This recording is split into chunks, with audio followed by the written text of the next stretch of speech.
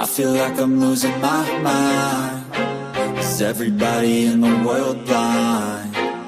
Please, Lord, give me a sign, a sign. I feel like I'm losing my mind. Is everybody in the world blind?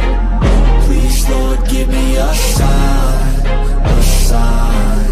I wanna be the greatest. Everybody on the fake shit. I look around and feel like everybody is the fakest. I make this every day and I'm impatient, hoping one day I blow up from the basement. Statement, the top is so vacant. I don't hear shit that I think is amazing. Waiting for my day when I'm playing sold out shows for 1,000 faces. Hey, give me that crown, get in my way and to be put down. It ain't your place, all this my town. If I want that shit, then I'll get it right now. I'm losing it, the noose it fits. I'm losing shit, a stupid myth. You choose to live or choose to dip. You choose to fight or lose your grip and lose a gift. I feel like I'm losing my mind. Is everybody in the world blind? Please, Lord, give me a sign, a sign. I feel like I'm losing my mind. Is everybody in the world blind? Please, Lord, give me a sign, a sign. Yeah. There's no mercy in this world, just hunger-thirsty persons in different versions. Each new update, that shit worsens. Why? Pull back the curtain and you'll see the different vermin. We all have different burdens that all seem to cause disturbance. Yo, so do me a favor, don't treat me like a neighbor. Don't need the different flavors of your problems just to savor. I've got my own issues, I need a comb to get through. Don't need to groan with you, just go get your own tissue. I feel like I'm losing my mind. Is everybody in the world blind?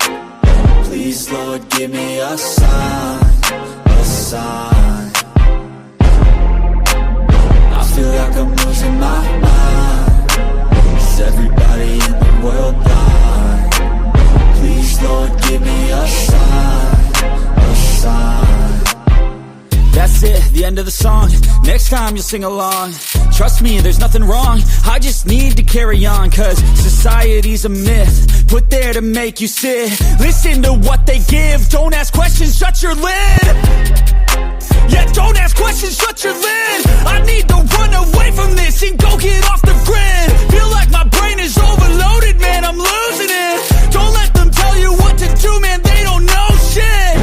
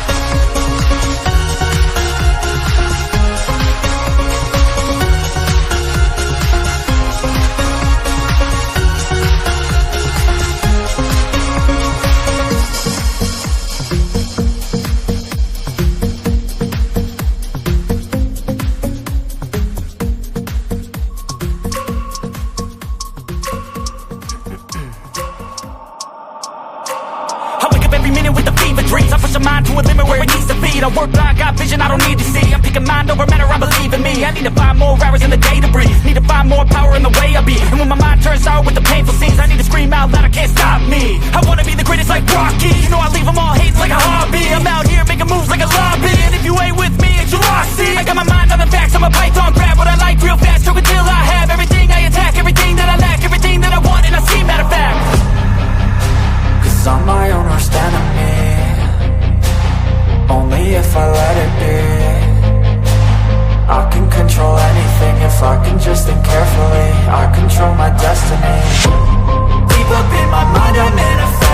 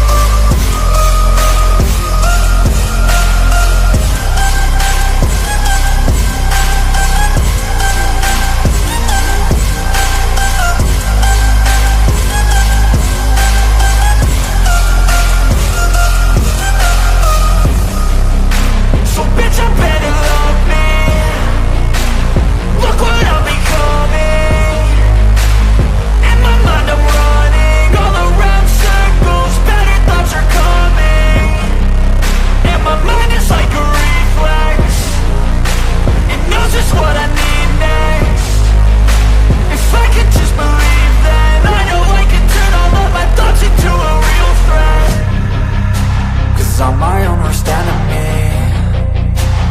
Only if I let it be. I can control anything if I can just think carefully. I control my destiny. Deep up in my mind I manifest it. Every morning I wake up obsessed, and everything I do the best. And deep within my mind, you know I'll always manifest it.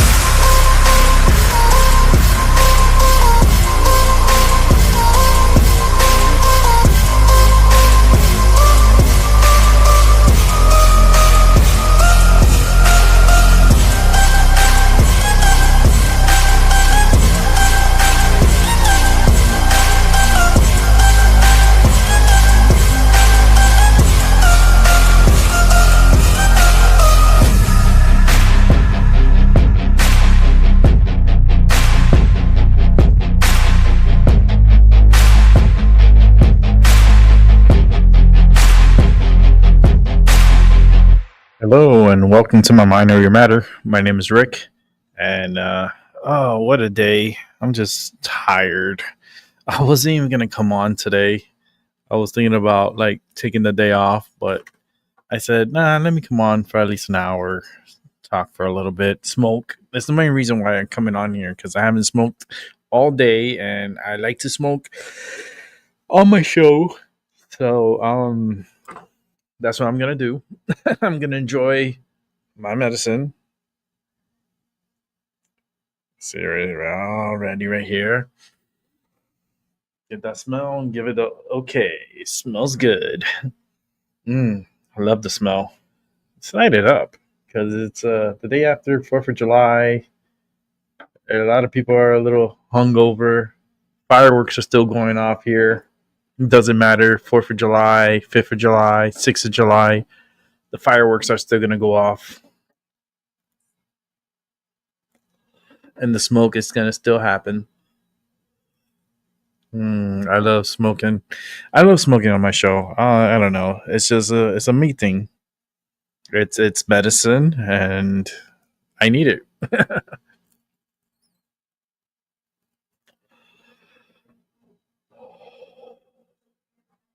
Mm.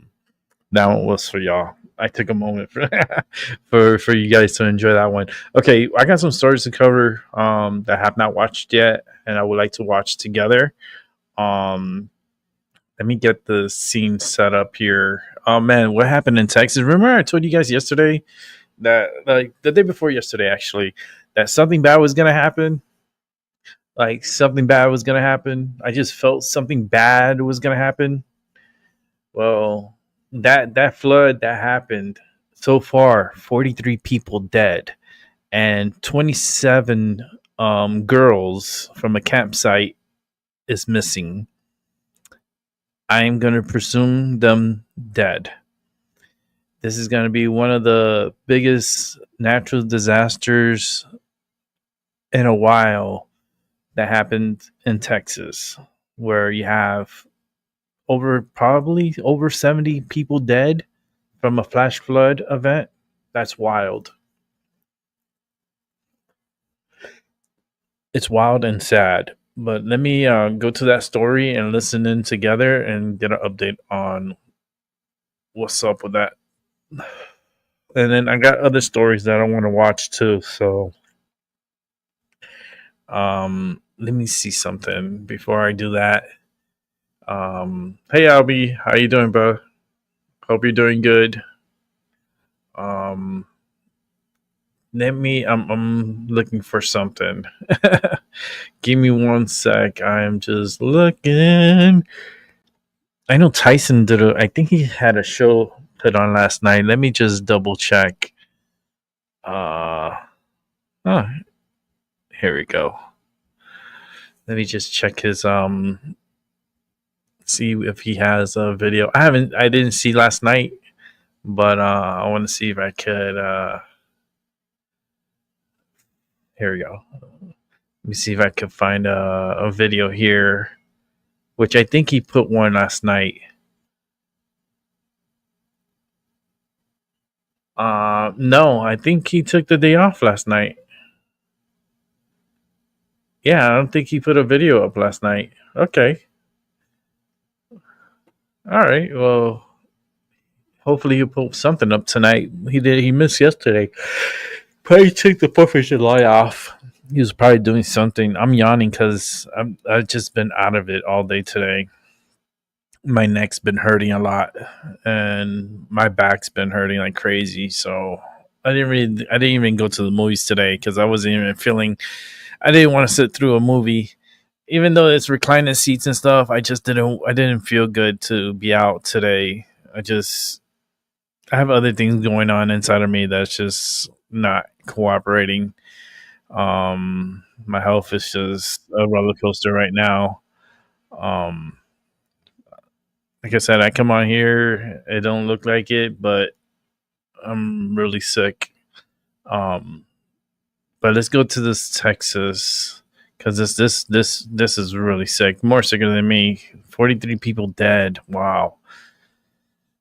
Let's set it up here. Let's listen in together. How we're going to run this, I'm going to talk a little bit, and then the city manager talk. We're going to take very few questions. Starting tomorrow, we're going to do 10 a.m. and 3 p.m. tomorrow for y'all. We're doing the best we can to get you as much information as fast as we can. As I tell you today, and I expect tomorrow and the next couple of days, information changing rapidly and quickly. Got a few notes here. We continue to have hundreds of first responders on the ground, water in this search and rescue process. We have a lot of people here. We got a lot of help. We're very fortunate.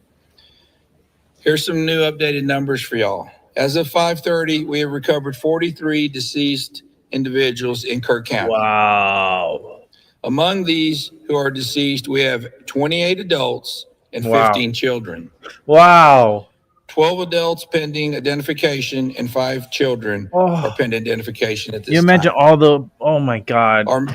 Our missing persons call center is open to those reporting missing loved ones. The phone number is 830-258-1111. Repeating, 830-258-1111. This is devastating, man. We also are accepting these reports via email. A lot of kids were killed at co.cur.tx.us. Repeating, flood recovery at co.cur.tx.us.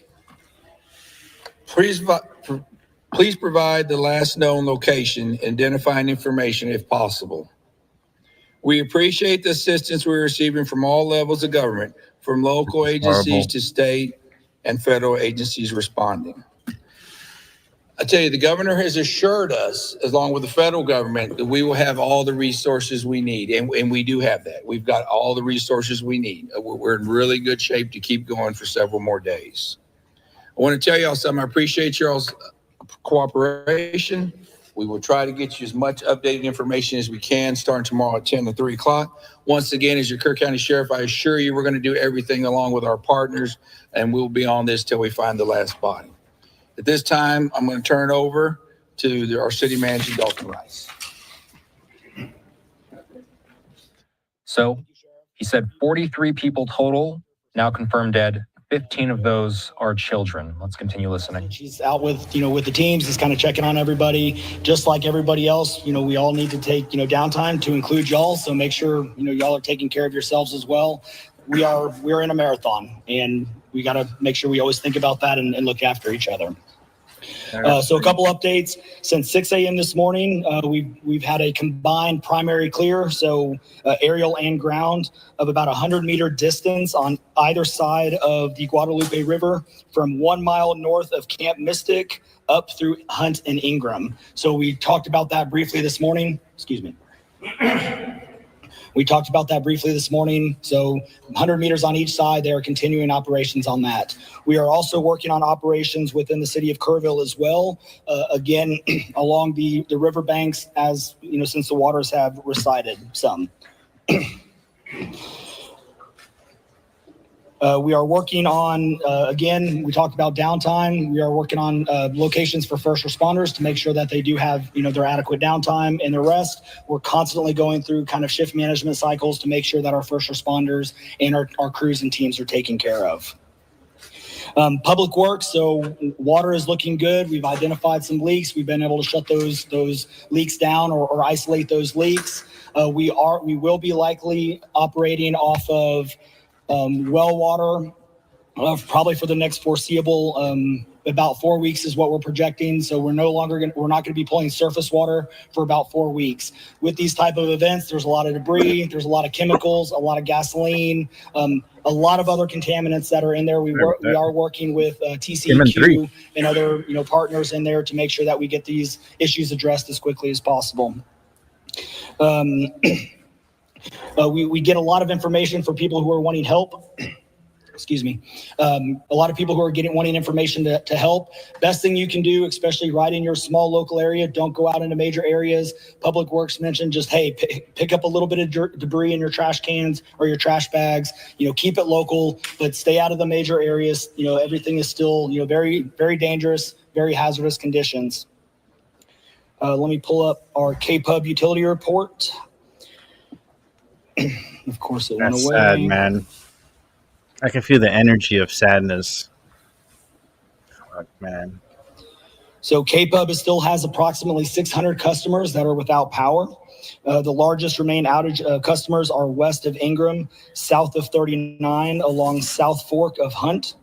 KPUB issued a mutual aid request on July 4th. 50 personnel and utilities and contractors from across Texas are coming in to support operations and restoration. Hunt or South Fork sustained extensive storm-related damage, including approximately 40 downed power poles with widespread tree and flood debris, heavily damaged infrastructure.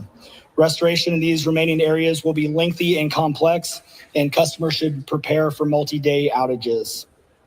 Customers outside of these remaining areas still experience an outage should report it to KPUB by calling KPUB's outage line at 855-959-2496. But power has been restored to most of the other customers. Like I said, about 600 are still remaining. A lot of the county is also on Aqua Texas or private wells. We try to get information on that, but we don't have a lot of information as far as private wells are concerned or the status of Aqua Texas. But a big bulk of what we had coming through the Guadalupe is within the city limits, which is on the city limit, or city water supply. Aqua Texas and some of those other public water systems are typically outside of what we're thinking is the damage area, but we have not had any reports from Aqua Texas on outages.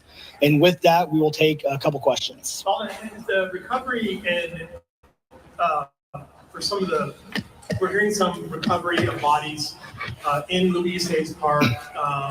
And the other part of that question is how many red tag buildings are now along the river that the Kerrville Fire Department has issued?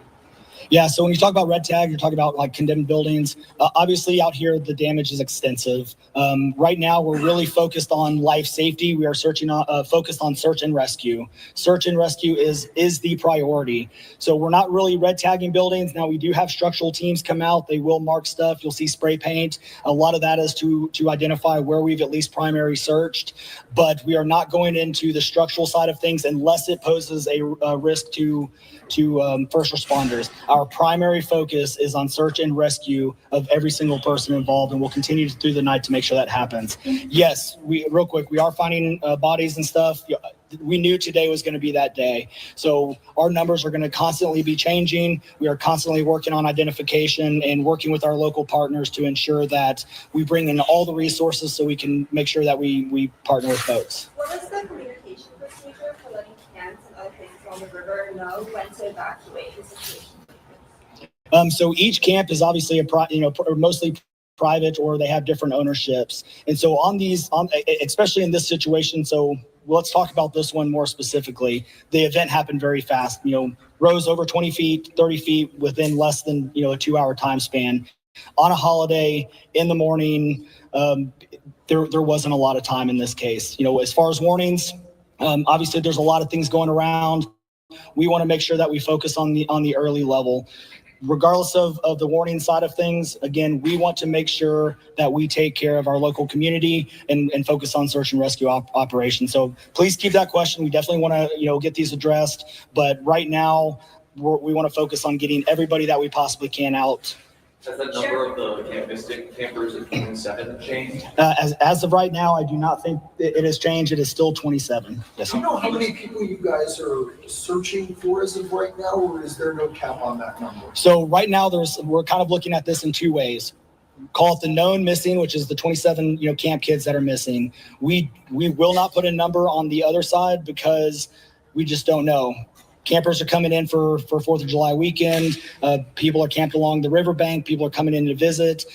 There's a number that we just don't know yet, and we don't know what we don't know. So as things are starting to develop and as things are starting to move along, we're not going to put a cap on this. We are just going to continue until we find everything else. One more question. There are many children missing. Are there any camps? Let me give it to somebody else. Just one question about current rescues. Can you give us a sense about how often you're seeing a rescue, and just in terms of kind of like, for example, when your last rescue was? So, with obviously with the camps, we've been rescuing people out of these camps by the hundreds, all day. So there's a lot of folks that are shelter in place. So we leave them in place to make sure that we get them food, water, and some of these camps actually now are self rescuing, if you will. Maybe that's not the right word, but they are self extricating, if you will. So they're getting water's down. They're getting their own resources. They're not having to tie up local and state resources. We are monitoring them, and they're accounting for their own folks. So that has been going on obviously for over 800 plus people, and we're continuing to do that. Wow, man. So many people died. You think 43? I think more. I think a lot more. But this is a busy campsite. But what do you say to the parents that are in grief, understandably frustrated as to how a lot of kids, a lot of parents, a lot of people died. This is, I think the number's too low. I think it's more. Especially that there were motorhomes and stuff. That's the question of the hour. But, with these, this is last time it was this bad, and this one is even worse than that was 1987. You can't predict it. Happened before. Everybody in the media even knows, everybody who does this and sees this every single day, you have the inverse effect of if you continue to push it, and you see this in Houston areas all the time, you cry wolf. What happens when you continue to ramp things up and you continue to put a lot of information out there? Again, not to harp on the media, but there's a lot of stuff that gets overspun up, and we see that way too often, and then that trickles down. So we did look at stuff. Obviously, I told the story. I was out on the river trail at 3:30. I left about 4 o'clock. We did not see any signs of the river rising. It's very by 5:20, we almost weren't able to get out of the park on the upper end. It rose that quickly. And that water's cold too. This was a massive tragedy, hands down. My God. We are getting from our flood maps. We're seeing some areas where it's hitting the 100-year flood thing. And again, we talked about the North and South Fork.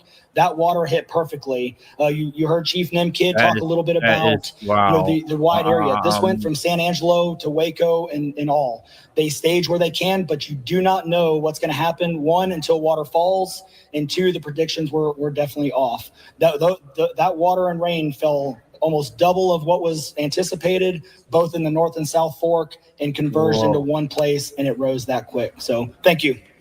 Wow. Please repeat the numbers again. That's the Kerrville City Manager, Dalton Rice, answering questions from the media. Wow. Let's pull the audio back up. Thank you. All right, so one more time, we have 43 victims who have been recovered. Wow, this is going to be more. Out of that 43, 28 of them are adults, 12 of them are pending identification, 15 of them are children, and 5 of the children are still pending identification. The next press briefing will be at 10 in the morning, and one to follow at 3 in the afternoon. Thank you. Because I felt this energy too. I feel like something's going to happen, It's just like something just told me something's going to happen. 10 a.m. It could have been anything, Central. something I felt it. You could go back and listen a couple of shows back that I was saying for like 4th of July, just like something happening, something crazy happening, and oh, what, oh my goodness. I just feel horrible for like for the families. There's going to be a lot of stories that come out of this. They're going to be like people that decided not to go to this camping, and their parents went and they stayed behind, and now they don't have any parents. Like, that's sad. It was the 4th of July. They're setting up for the 4th of July. That place was packed with motorhomes and camping. It was a camping site. It was a camping area, and not only that area, but a lot of areas along that river got destroyed. A lot of homes, a lot of people got swept away and gone. It's if you can only imagine how horrible the situation is. It has gotten to the attention of President Trump. He has spoken about it on Air Force One. I know he spoke about it earlier today. Man, that is so sad. Let me see this one. If it's this, let's see something here. Let me just set it up. Put this over here. Put this over here. All right. Let me bring this up here. Of those who have lost their lives in this catastrophic flooding Look at the water. by the hour as Look at the debris in the water. We're now getting, and I say this with a really I'm heavy telling you, heart. these kids are dead. 43 people have died in the flooding, and their bodies have been recovered. 28 adults and 15 children. Some of them are still pending identification at this hour. Wow. There are a lot of still missing people. 27 missing girls out of Mystic Camp that they are still searching for. Campsite, Mystic Camp, that they're was still like a summer searching camp for. for They did kids. emphasize that they will consider every person still alive until that person is located, that the search and rescue Yeah, efforts I will don't go think on so. 24/7, and that we're They're holding not out alive. hope. They're not going to give up until they They're find not every alive. single person. And, It's they did past want to mention 24 hours. the missing number, Like, 27, comes out of Camp Mystic. As far as the rest of the missing population, they just don't know. They say so many visitors were in the area of Kerrville, you Ingram, see? Hunt for the July 4th holiday that they just cannot put a number outside of the missing at Camp Mystic. Those numbers are constantly Wow. changing. I'm telling you, it's Leaders going to were be a lot of expecting people. that Don't to be happen surprised today. if this goes up to And 100 many camps, they people say, are dead. accounting for their own people. Don't be So for surprised those if it who reaches 100. still have This is the missing 4th of family July members that weekend. you People were need to camping report them out. People missing, had there is a motorhomes. call People, center that has been you know, established. You can either call or email this call center, this is a tragedy. Like, 830-258 travesty. 1111. Again, that Tragedy, call man. center number, 830-258 1111. Or if you have cell Yes, I don't service that's stay really around acting rivers up like right that, now, man. you can The try and rivers are very email unpredictable. flood recovery at co.cur.tx.us if you can provide their last known location and any identifying information. Yeah, they also talked about Yeah, the they're search dead. efforts You're gonna have to go down the underway river right now as we speak, saying and that they catch are those focusing bodies. on 1 mile north of Camp Mystic up through Hunt and Ingram, and also really along the riverbanks. They said the water, now that it has receded, they're beginning to really go in and search in that area. They made some really important reminders for the folks who are out there who live in the area. Do not go out to the city, to the major areas are impacted. They said just pick up the debris that's right in front of your home, put it in the trash cans, but just know that the area is still very hazardous, dangerous, a lot of treacherous conditions all around. So they really want everybody to stay safe and try to stay at home if you can. They did talk about obviously the widespread damage I throughout feel the Hunt, energy. Ingram, I know they want to cling Kerrville. on to hope, Power outages are affecting a and lot that's of people, okay saying that because we could be customers hopeful. prepare for multi-day But outages right now, I'm reading the especially in the energy. Hunt I'm telling area. you, They they're talked not alive. about 40 down power poles and widespread damage. So a lot of people are going to be without electricity for a while. Water is being Wow. impacted as well.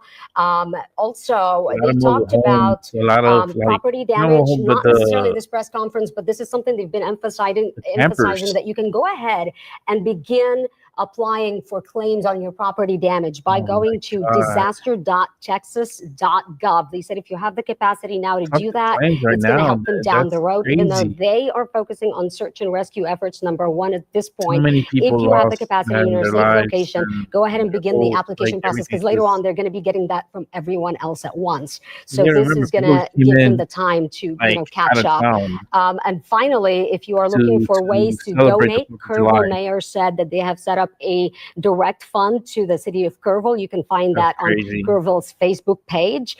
We learned earlier today Houston Texans are contributing $500,000 to provide support and resources. So the best way that you can help, a lot of people have been asking, what can I do, is to make a donation to the Kerrville's Facebook page on that donation fund. A lot of prayers are needed at this point. And then there are also other places like Salvation Army, Red Cross that you can donate to. Wow. That's wild. I'm sorry. That's just so sad. That is so sad. That's sad. It's just what a horrible way to die, right? Just, but we do gotta watch some other news here.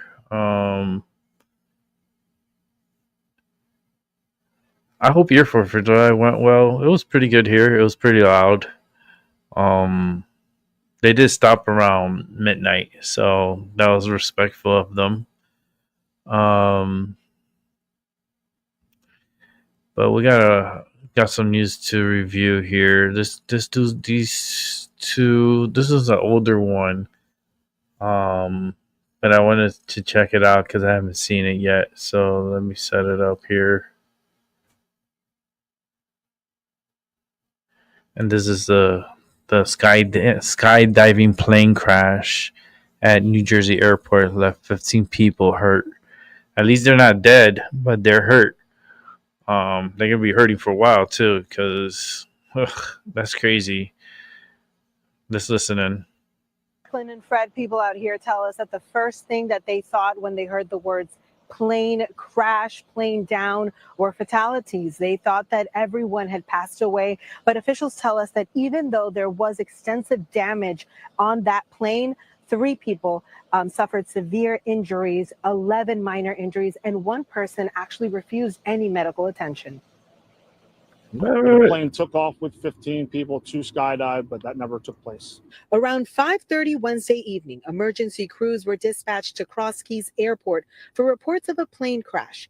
15 people were on board, including the pilot. Miraculously, every single person survived. Wow. The pilot was reportedly in an ascent at that point, and again reported some engine trouble, and that's when he was trying to circle back to make it back down onto the ground, but was unable to do so. Skyforce 10 was over the wooded area where first responders launched a massive emergency response. Wow, For they got hours, lucky. police blocked off Tuckahoe Road while crews worked the scene. According to Gloucester County Emergency Management, 3 people were seriously hurt and taken to Cooper University Hospital. 1 person refused treatment, and the rest had only minor injuries. 3 people Officials say serious some hurt. I bet you passengers it's the emerged from pilot. the wreckage covered in jet fuel. It's amazing that at this point there are no fatalities reported. Chief Andrew Halter says the plane, a Cessna 208B, is owned by Army Aviation out of Virginia and leased to Skydive Cross Keys. The chief went on to say the airport has trained for massive casualty events, and that preparation may have helped save lives. The new owner's not in. You go to our neighbors, they're great people. They do a great job back there trying to keep everybody safe. Jesse McGee lives down the street from where the accident happened. He, like so many others in the neighborhood, say he's used to seeing planes flying low and people skydiving. I don't skydive personally, but I've been back there a few times and watched it. And Susan says her son lives right by the private airfield. Well, these skydivers fly right over my son's house. he sees the planes. They're like literally could touch his roof. And I know people that do skydive here, and I know of a couple of people that have actually landed on the movie theater. Now, what exactly caused this accident? That is still under investigation. Officials tell us that the FAA is on scene. That plane has actually remained exactly where it crashed, and it will remain on scene. They say they have that area It's a small plane, though. lit up for the investigation that is underway, and they're still going to be there Small plane. here tonight in Monroe Township, New Jersey. Shayera Arias, NBC 10 News. That's crazy. Let's go to more crazier news. Developing story that we've been following for hours on this morning.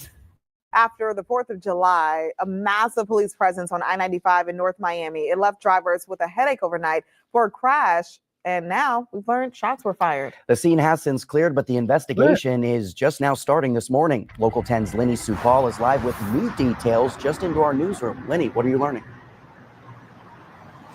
It was a terrifying night for so many drivers and their families as they were wrapping up their 4th of July celebrations. We just got an update from Florida Highway Patrol a short time ago. They say 5 cars collided on I-95 right around midnight, including a Jaguar SUV. But then troopers say the driver of that SUV pulled out a gun and started shooting. We captured this video of the crash. You may be able to see the row of mangled cars pressed along the northbound side of 95. This is right by Northwest 125th Street. Emergency crews raced to the scene, along with troopers who say they quickly arrested the alleged shooter. But 4 hours later, crews were still on site clearing debris and shattered glass from the highway as tow trucks pulled away from the scene. Officials say that the alleged shooter was taken to Jack's Memorial, but once they're released, they'll be taken directly to jail. As for the other people involved in the crash, everyone expected to be okay. However, the investigation still underway. Reporting live in North Miami, Lenny Supal, local. He got mad that they crashed his car, so he started shooting. I'm confused here. Like, I'm telling you, it's been weird, man. It's just so weird. Let me see something here. Good evening. We begin tonight with the devastation from catastrophic flash flooding. I'm trying to stop this here. I hate when this doesn't respond. When I click pause, it doesn't pause right away. It just does whatever it wants. But let's go back to watching the news. And I got a couple of more videos to watch. And then we'll call it a night. Because I'm tired. I want to relax. I don't know if I'm going to do a show tomorrow. I don't know yet. Because I think I want to take the day off. If I come on, then that's a miracle, right? I'm like... But for some reason, I really want to relax and take the time to relax. Okay, so I got this story up. Let's go ahead and watch it together.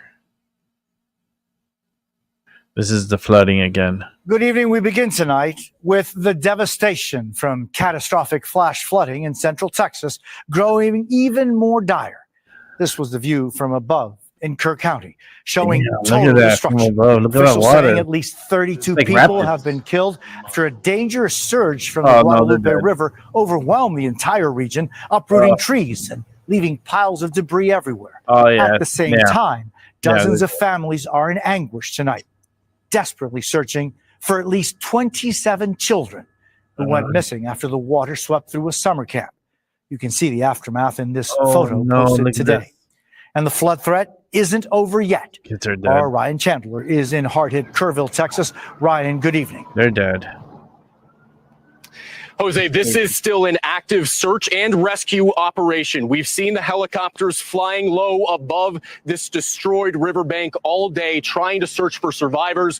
The governor stressing that they are treating all of the missing people as still alive, while the fear for many here is when does rescue turn into recovery. But in the Texas Hill Country tonight, families hold on to hope as heartbreak overflows. On the broken banks of the Guadalupe River, a trail of death and debris trees leveled and shredded, families destroyed. I've never seen tragedy on this level, the destruction that this flood has caused. The death toll rising with every update. Now 32 people dead, including at least 14 children. And tonight, our first look at Camp Mystic, the Christian all-girls retreat devastated.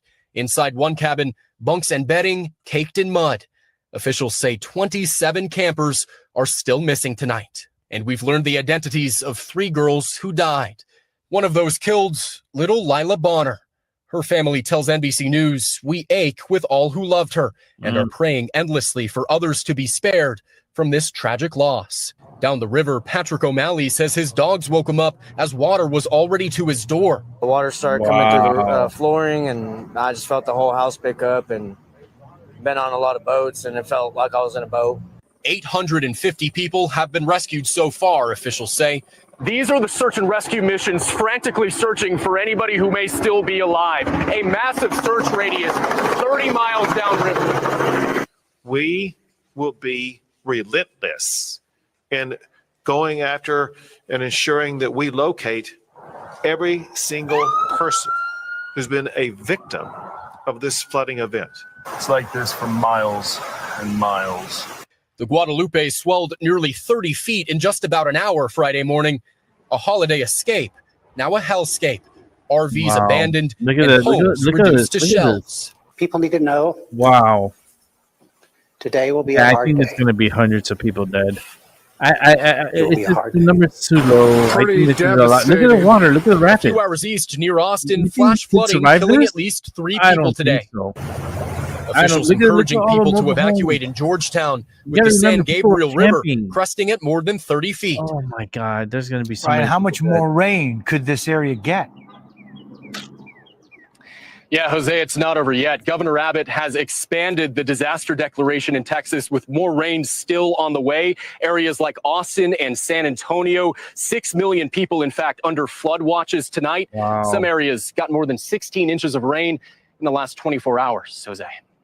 That's wild. Ryan Chandler in Kerrville, Texas. Thank you. That's We just thank you for wild. watching, and remember, stay sorry, updated on like, breaking news that's- and top stories that's on the so NBC sad. News app or watch live. Sad, sad, sad, sad, sad. Ugh. You want to go see? You want to see sadder news? All right, let's watch some sadder news. It's like, oh my God, this is gonna be a sad day. Yeah, this is our former president, Biden here, going to the beach for the 4th of July. This is our former president. This is the one they say that he's better than Trump. Man, they think this old man is 10 times better than Trump. Okay. Yeah.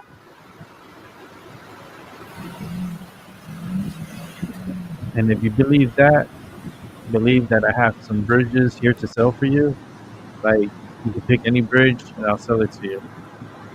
This is Biden. Uh-oh. He's doing the Roomba.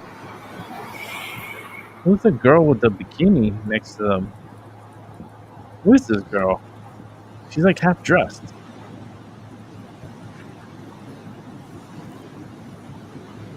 Oh, it's the Secret Service, I guess. I don't know. They tell her to put her clothes on or something. What's going on here? They're probably telling her to put on some clothes. We got cameras watching. So I guess she's gonna put on her shirt.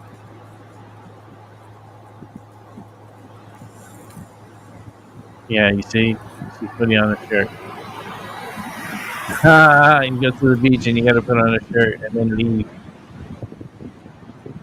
Because Biden showed up and the press is taking videos and stuff, and they don't want to see a half-naked girl in front of Biden because that's gonna make Biden too excited.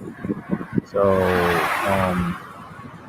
this is what Biden has become, a beach bum, and more power to him. Stay there. And it's funny how they had a red umbrella. Did you notice that? Why was that umbrella red?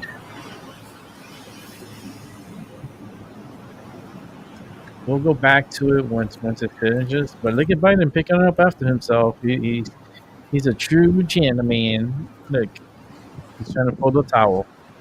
He's trying to prove he can pull the towel. It's like, you did a good job, Joe. You did a good job. Joe doesn't even fucking care. She's like, this shit over here. Hurry the fuck up. Give me this shit. We gotta go. I'm getting tired of you, slow ass. All right, like you're like very slow, and I gotta get out of here. Give me this, Joe. Fuck, man. You're so slow. Let me just put it here and let's go. Come on. Listen, I could.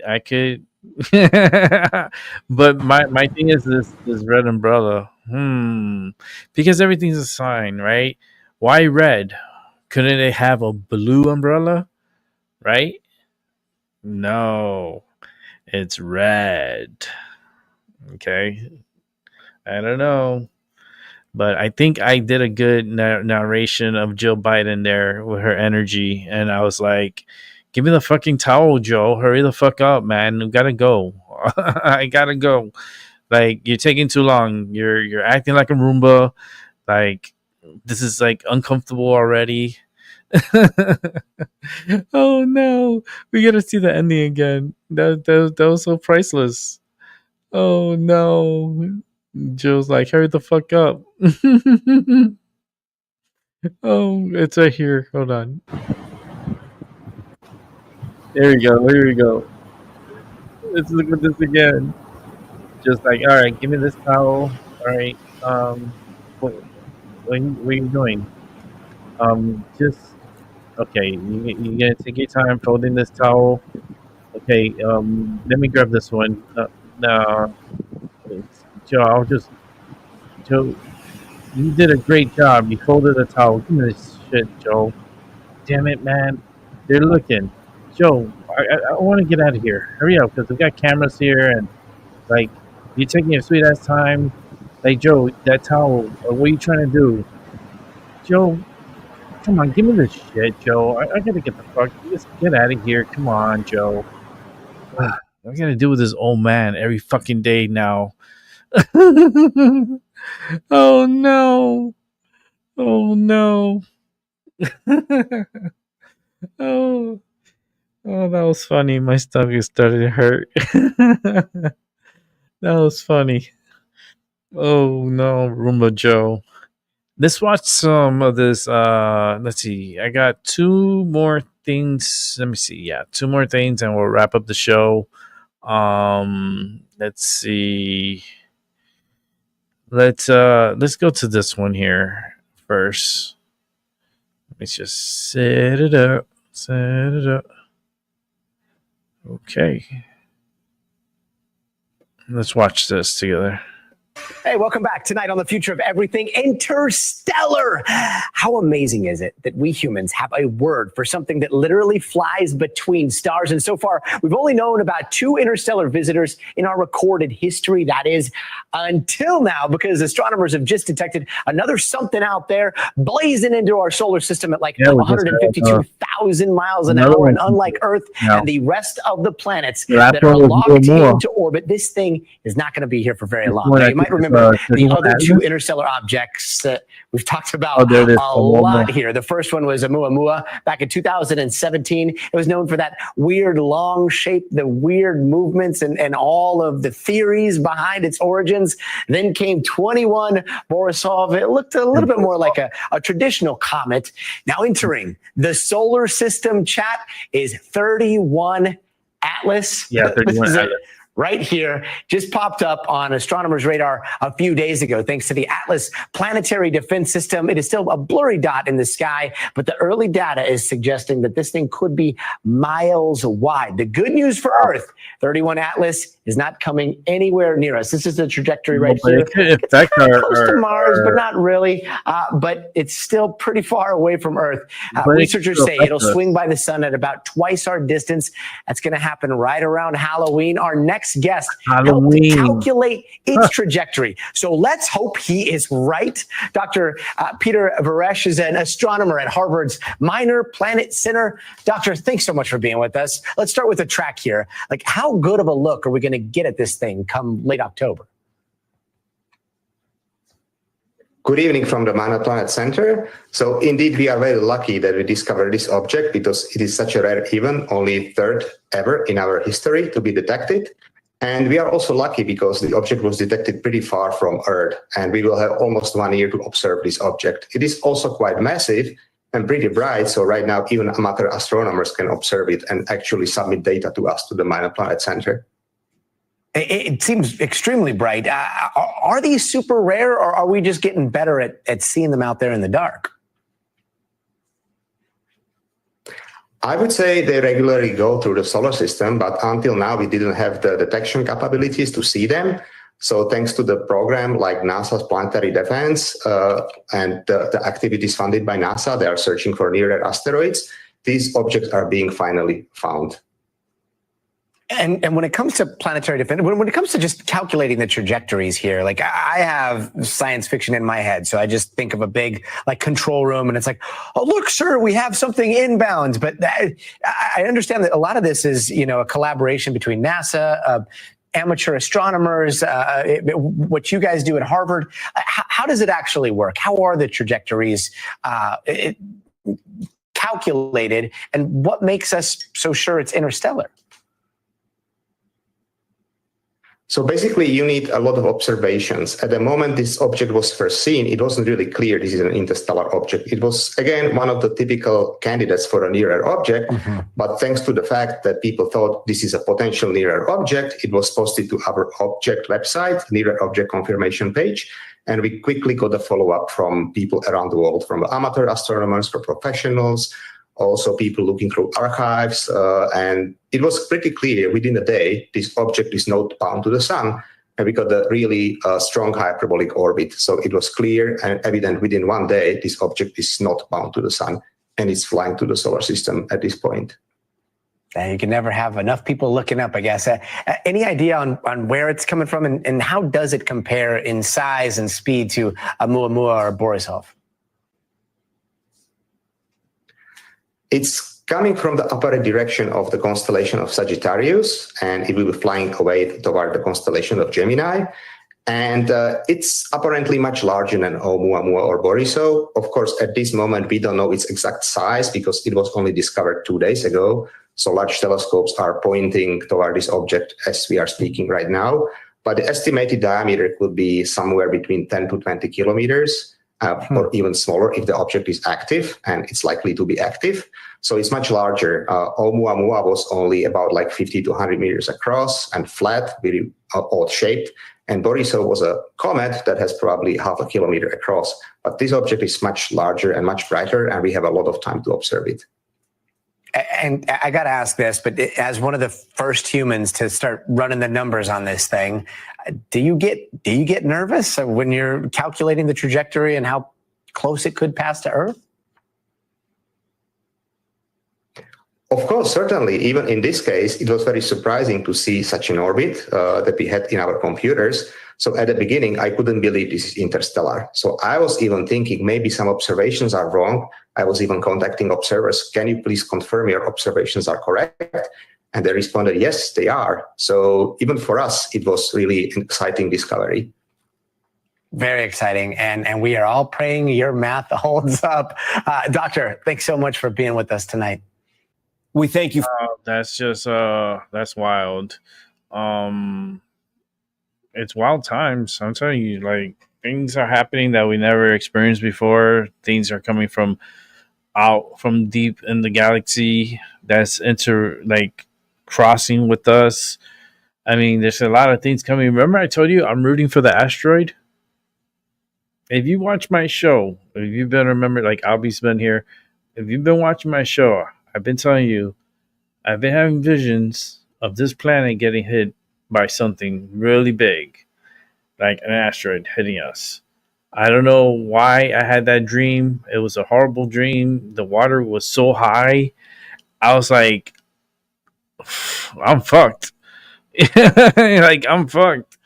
You know, it was this, and it's like, things have happened like this before to other civilizations that were here before, even before the baby Jesus.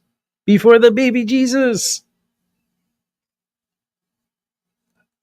Big events happened on this planet.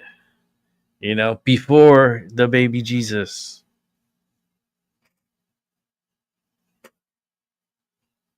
The baby Jesus is just it's an energy.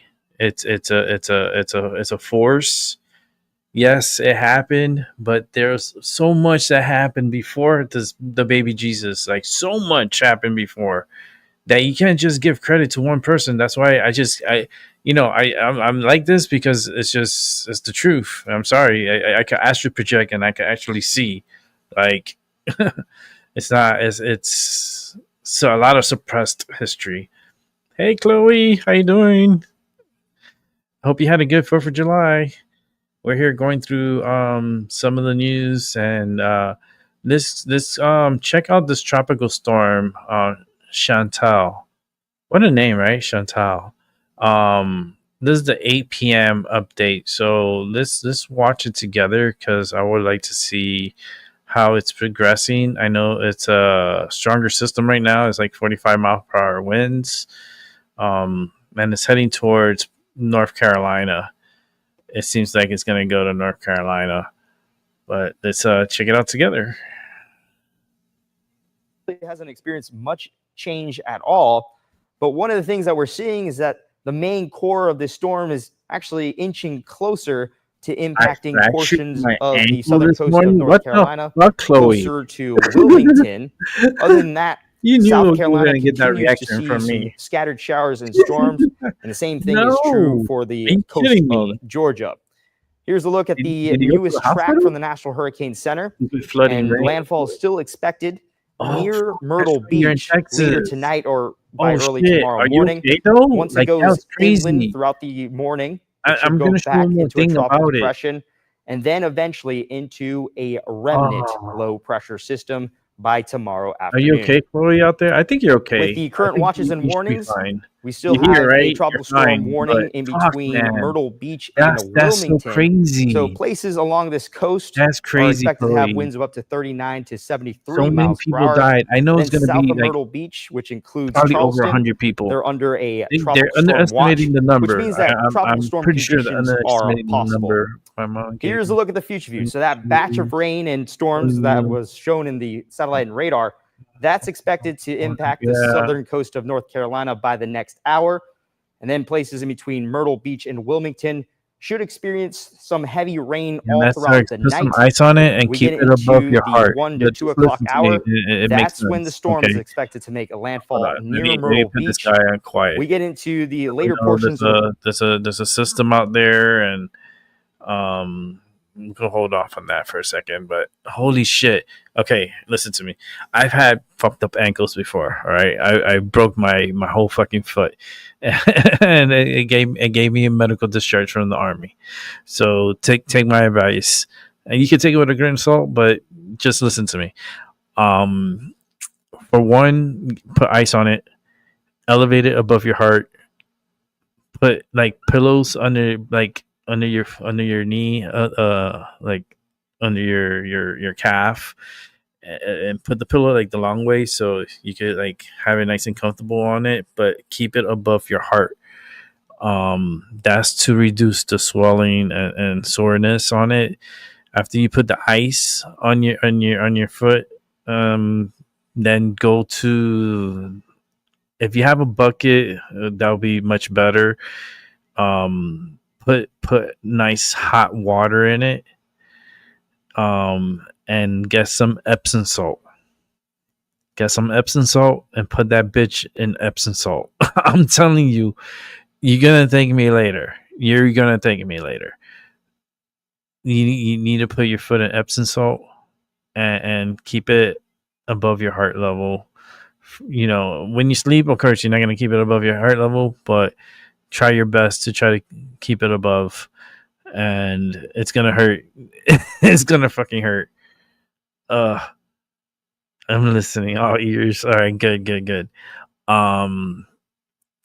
Yeah, you're gonna be it's gonna be painful, but make sure Epsom salt and water, hot water, like to your tolerance. Okay, so like warm to hot water, because the hotter the better.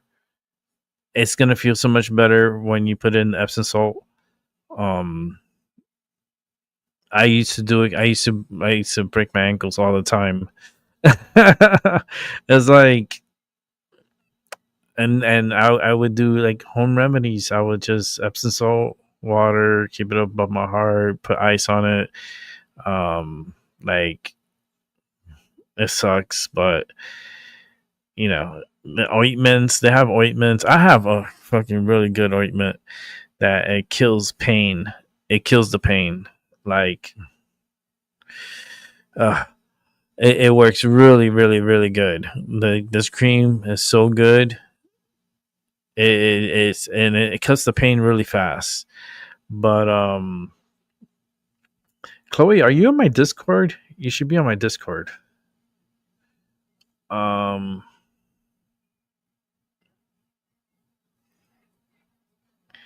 long is it gonna be so for?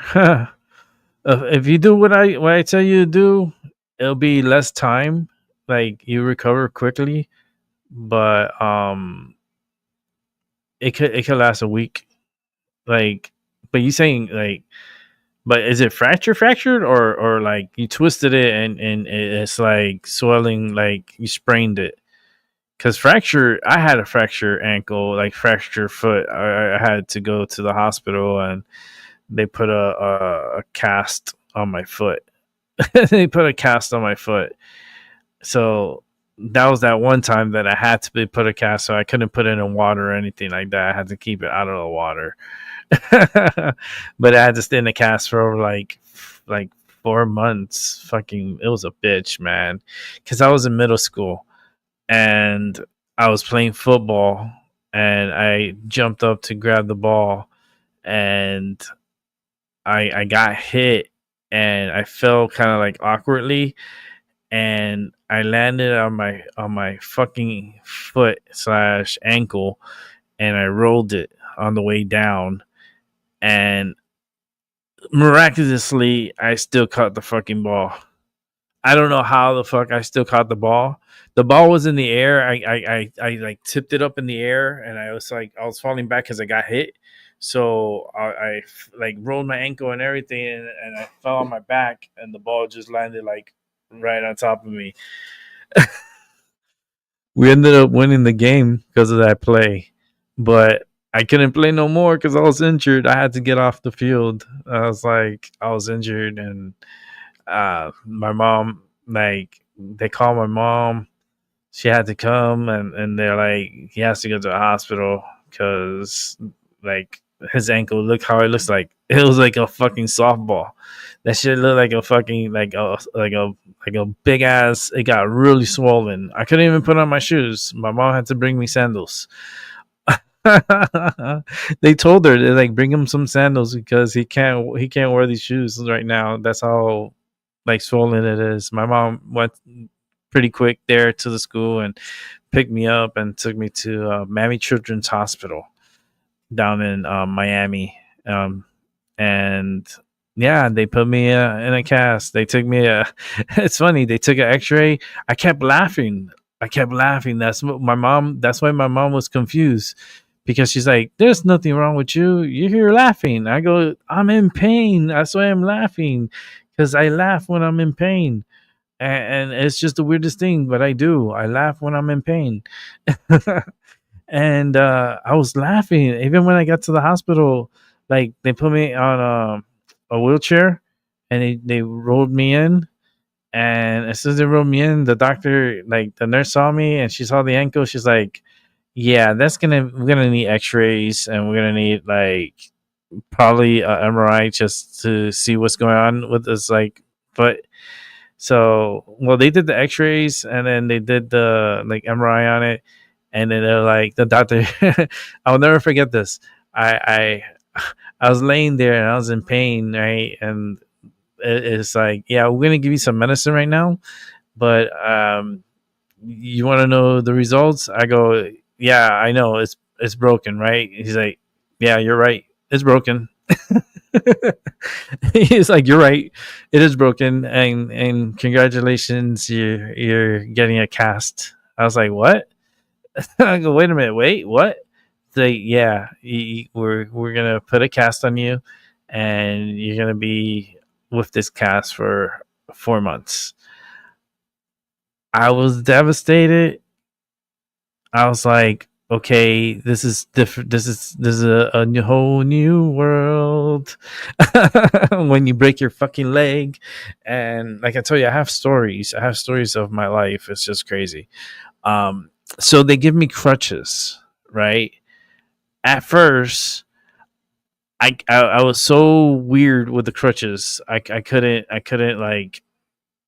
get it right. Like I was so little, and I was like trying to get my bearings on it. I was like, how old was I when I broke my ankle? I was I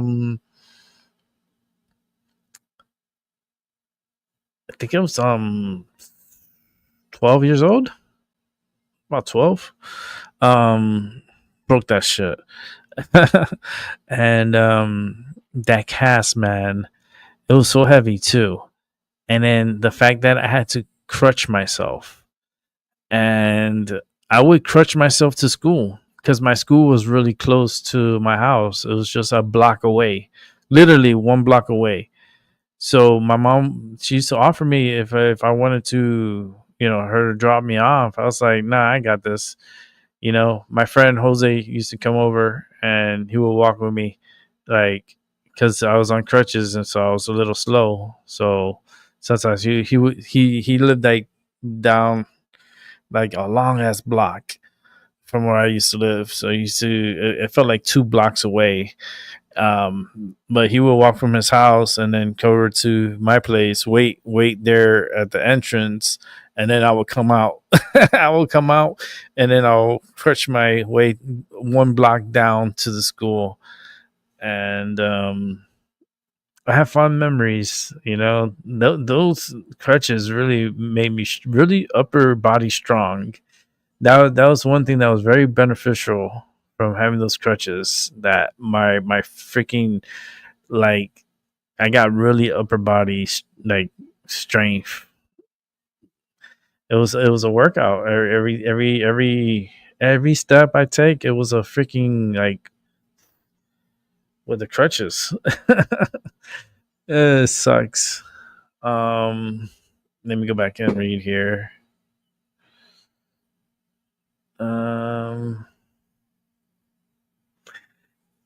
You're not on Discord. You need to get on Discord. Get on Discord, and I'll add you to my group so you could talk with me and stuff. So people like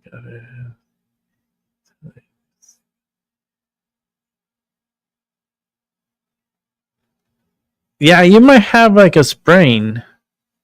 It might not be broken. You might have had sprained it. That's what I'm saying. Like, it might be a sprain, unless it's like mine's was broken. Like the bone was like sticking out. I was like, no.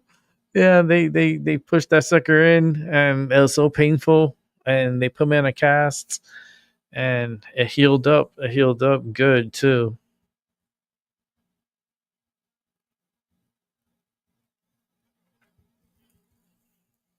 Yeah, it's not broken, but you might have just sprained it. Yeah, sprains hurt so fucking much. I'm telling you, you're gonna want to like get like okay, you're gonna have to get like icy hot and stuff like that to put it on. You're definitely gonna need like a gel, like a cool gel, to put it on, because it's gonna make you feel better at night, especially like the icy hot. Like, you put it on, you're gonna smell like an old lady, like an old person. You're gonna smell elderly, icy hot. That's why it reminds me of like seniors. We used to smell that all the time because I used to work in the hospital. So you would smell sometimes these seniors, they would put their icy hot on, and it was just weird. Oh man. And my grandmother used to put her icy hot. Like, they still sell it. They still have it. It still works. But let me see how strong bones, because I've never broken. Boom. I've chipped the elbow. Yeah, I chipped the elbow too. That shit hurts. Those fucking like elbow pain. Oh my god, I couldn't even put my elbow down. I was stuck like this. I couldn't put my elbow down. Like I couldn't put my forearm down. Like it was stuck. Like you would try and it wouldn't. It was stuck for like months. Like I went to the hospital and everything, and they said like they try to like bring it down. They're like, oh, it's gonna take some time. So they sent me home with some medicine, and little by little they told me, work it out.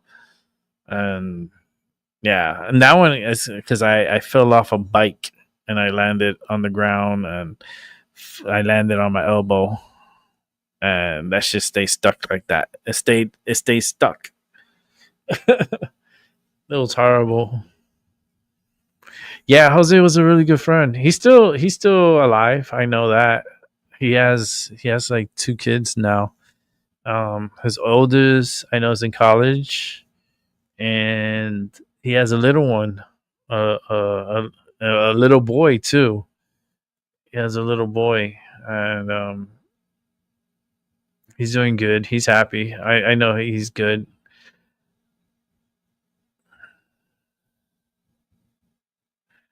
Yeah, well, I was laughing in the hospital, man. Oh, you do have a discount? Okay. Okay. Well, I can send you a send a request to my mind over your matter all together, because that's the show. I have a show Discord, so I could add you, and then I could add you to my Discord. Let me open it here.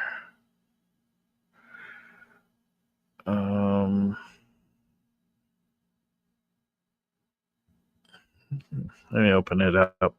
So, of course, it's doing updates. It is what it is. Okay, let's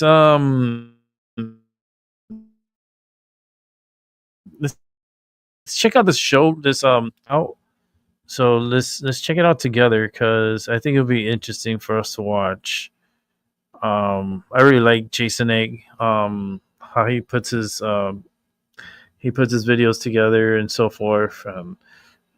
I like watching his work. Let's go ahead and check it out. Rockets and fireworks aren't the only things that can light up the sky. Take a look at this. It is a gigantic jet. And to explain this further, let's bring in meteorologist Alex O'Brien. What are we looking at here? So it's a transient Senior 43 girl. That happens above the cloud. And this one probably sends electrical activity above a thunderstorm. And the photo was taken by NASA, and Colorado's own Nicole Ayers was a part of the SpaceX crew that saw the gigantic jet as they were flying over Mexico and the U.S. That is an incredible sight right there. Obviously, I've never seen anything like that. So that's not something we could ever see from the ground, is it? You could see a sprite part of that. They last less than a second. They're really. Because I do want to say she's from Woodland Park, went to the Air Force Academy, and now she's floating above us in space and taking some incredible photos. So that's awesome. I'm going to call that Mother Nature's fire. When I hit my elbow, I fucking cursed so much. I screamed like, Ayers snapped this photo from the International Space Station this morning, showing what is called a sprite. That is a transient luminous event, which happens above the clouds when intense thunderstorms are active below. Strong energy. Definitely not something you see every day. They actually look like strong spaceships. energy. It's a little spooky. Yeah. Striking displays are triggered by intense electrical activity in storm clouds and can generally only be seen from above. That is one incredible shot. Look at that. Yeah. All right, let's bring in Andrea. I'm sure you have thoughts on the sprite. You know what? I spent about 45 minutes looking at this photo. I mean, I knew you would. It's so incredible. What a cool sight to see for her, but I'm so glad that she shared it with us. NASA says astronomers have discovered a new interstellar comet, and right now it's about 420 million miles from Earth. But scientists say the closest it will get to Earth will be about 150 million miles, so we can breathe easy. They also say it poses no threat The comet was 31 Atlas, discovered in No July great, but if it 1st. hit Mars, Astronomers we're around the fucked. world are now studying its Elon's makeup and gonna cry. behavior. The comet is expected to reappear in December. Elon's gonna cry. He's like, no. Milestone achievement for NASA's lost my James friend and now Webb I lost Space Mars. Telescope. It may have discovered its first exoplanet. Exoplanets are planets located outside of our solar system. Researchers calling the planet TWA-7b. They said it was found within a disk of debris around a star that is more than 6 million years old, located 111 light years away from Earth. The planet, about the same mass of Saturn, also is the lightest planet ever directly imaged. The research was published Wednesday in the journal Nature. Incredible, Julie. Interesting. 35 mission control and out of this world discovery. NASA I didn't says know it just it found had a a new star planet. on it. Shocking, right? Yeah, the James Webb Telescope Why spotted is there a it just star? outside of our solar system. wanna see the fucking Fox 35's planet. Esther Bauer explains how this discovery could help us learn more about Earth. What you're looking at is a brand new planet we didn't know was out there until now. News like this always gets people looking up and thinking. NASA released the James Webb Telescope discovery this week. The brand new exoplanet is named TWA-7b. Thousands of these have already been discovered, but images like this haven't. We haven't taken a picture. We haven't imaged it. And so that's what's really exciting. Now that we know the planet's there, research is just beginning. We don't just want to take a picture of them. We want to take a spectrum of them. We want to find out what their atmosphere looks like. So far, NASA says initial analysis suggests that the object, referred to as TWA-7b, could be a young, cold planet with a mass around 0.3 times that of Jupiter, about 100 Earth masses. NASA wants to better understand its properties and how the planet formed, which will also help us learn more about Earth. We want to know how the Earth formed, how the solar system formed.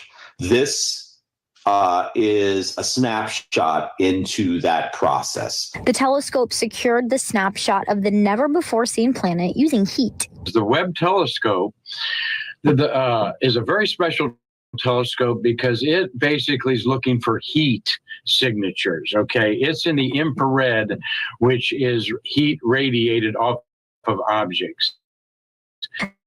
The big question still out there for Mark Marquette, who runs the American Space Museum in Titusville. We are not alone. How could we be? Can this planet we just discovered, could it sustain life? Well, what kind of life is it? That's the other question. Florida Tech space professor Eric Perlman doesn't think life is there now, but believes that could change as the planet moves. Let's go 2 billion years into the future. It might be in a very different place. It might be at a place where it could support life. International researchers made the discovery with the telescope run by NASA, the European Space Agency, and Canadian Space Agency. Now to a story that is really, guys, out of this world. Look at these images. They're gorgeous. I love science. Newly released I love images this of shit. space are from the largest, really, digital camera ever built. They're from the Vera C. Rubin, named after Vera Cooper Rubin. She was an American astrologer or astronomer. Observatory. It sits on a mountaintop in northern Chile. Yeah, the images offer unprecedented looks at the light from millions of stars and galaxies. They come from about 10 hours of observation. The team's mission is to create a time-lapse record of galaxies, asteroids, and other objects as they change over a 10-year period. Joining us now to tell us more about these brilliant pictures is Phil Marshall, Deputy Director of Rubin Operations for Slack. Good morning, Phil. We are so excited to have you with us. We're all kind of science nerds around here. Yeah, and so when we see these pictures, it just gets us so excited. Can you tell us what makes this camera so special and different from all the other space telescopes out there? Yeah, I'd love to. Thanks for having me on. So the thing that makes this camera different really is its size. So it's 3,200 megapixels. And you know what that means, right? It means you can zoom and zoom and zoom and keep looking, see more and more detail. And that's really what the LSST camera gets us. What is it that I've read that it's dark matter that you guys really want to get your eyesight on, but what does something like this actually give you that we haven't ever been able to see before? So it gets us everything. That's the thing. It's such a big camera. You can see all the stars, all the galaxies in the southern sky, but also everything that's moving in this time-lapse movie, everything that's changing, cosmic explosions going off. Over the course of the 10-year movie, we'll see all of that. And the asteroids, you can see asteroids that are out there that we had no idea were out there before, right? That's right. Just in this first week of observation, we happened to see 2,000 new asteroids that hadn't been discovered before. I'm personally interested in learning how and why the universe's expansion is accelerating. We're going to do that from the millions, billions of galaxies that we observe. But actually, I think I'm most excited about what other people might discover, and in particular, what kids out there might discover.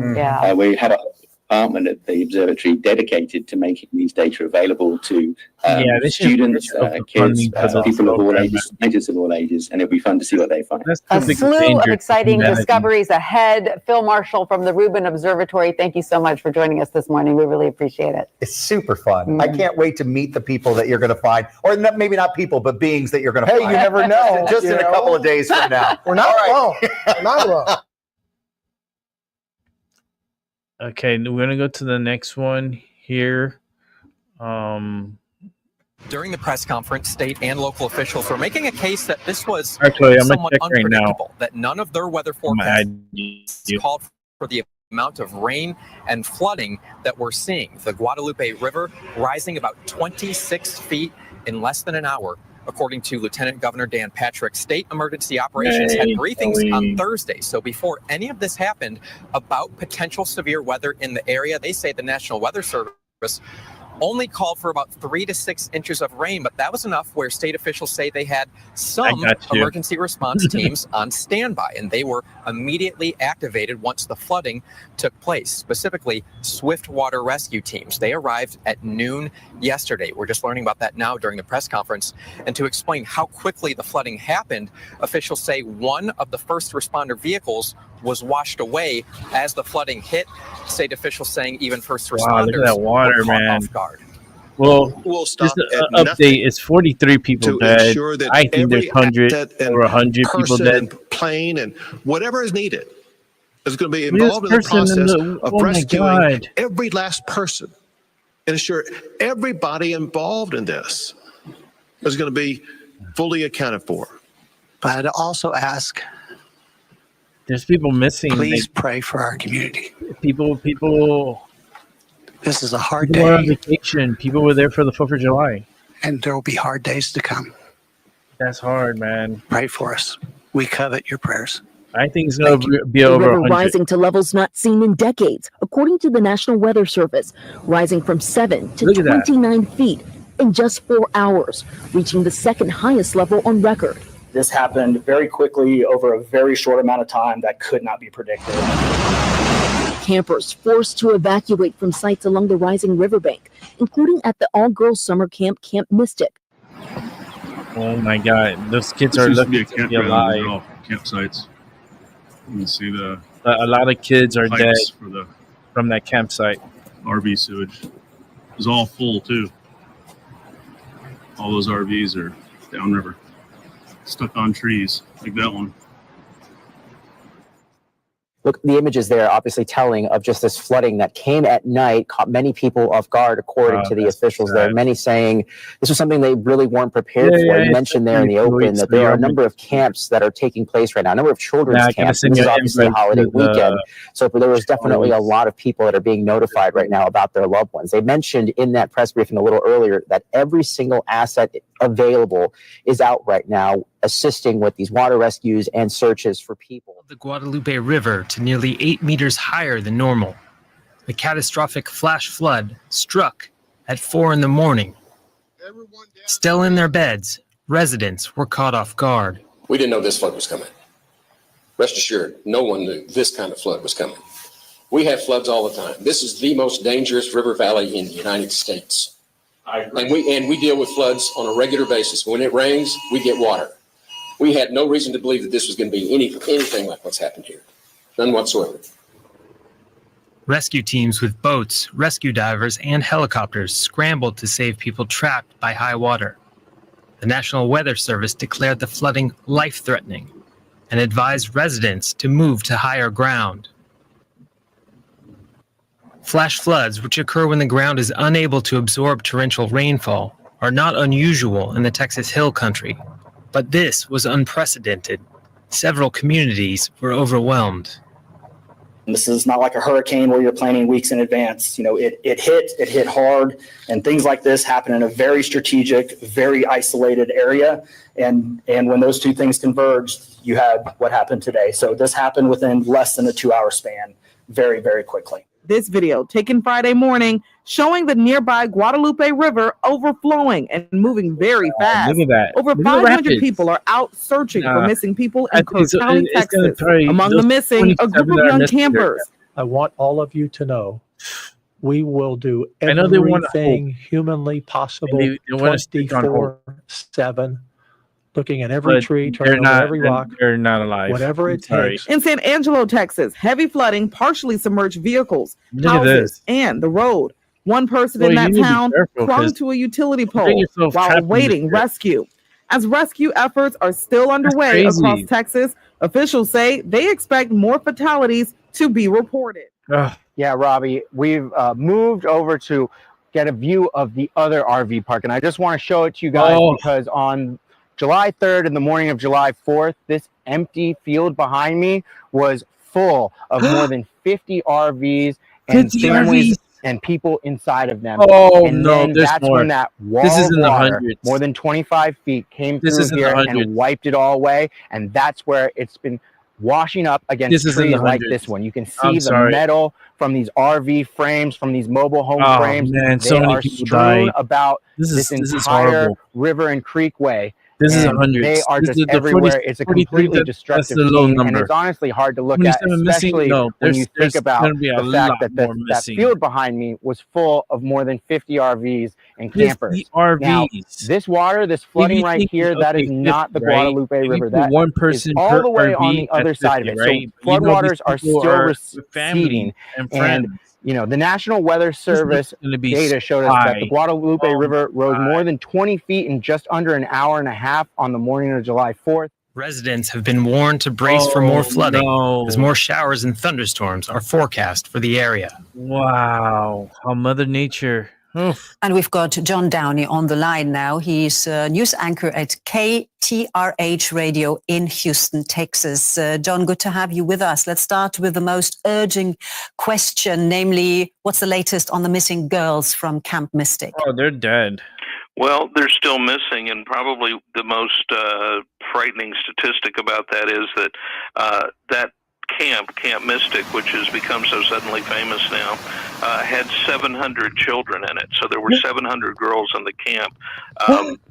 It looks as though about 20 of them, or 20 to 24, have reported to be missing, and those are the ones that are the most 24, but now it's concerned. There are 27. other camps in the area, but none of that were not nearly as affected by the flooding as this is that gonna be particular a camp. a super big How are tragedy. the families, the friends goodness there at the gracious, camp? it makes How me sick. how are they coping as they wait for the news?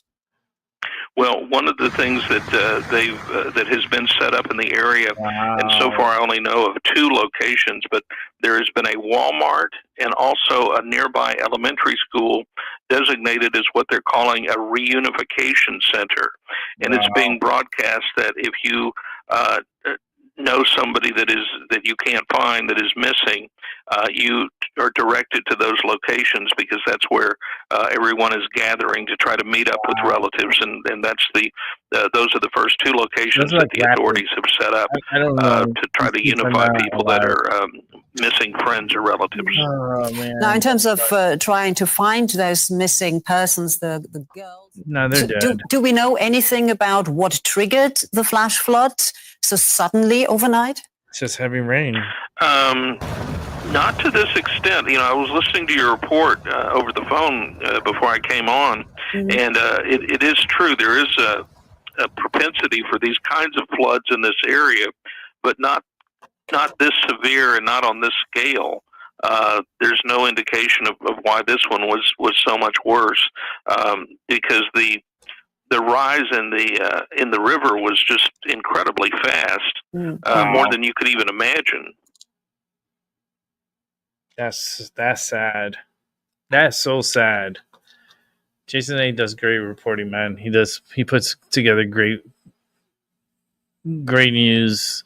Wow.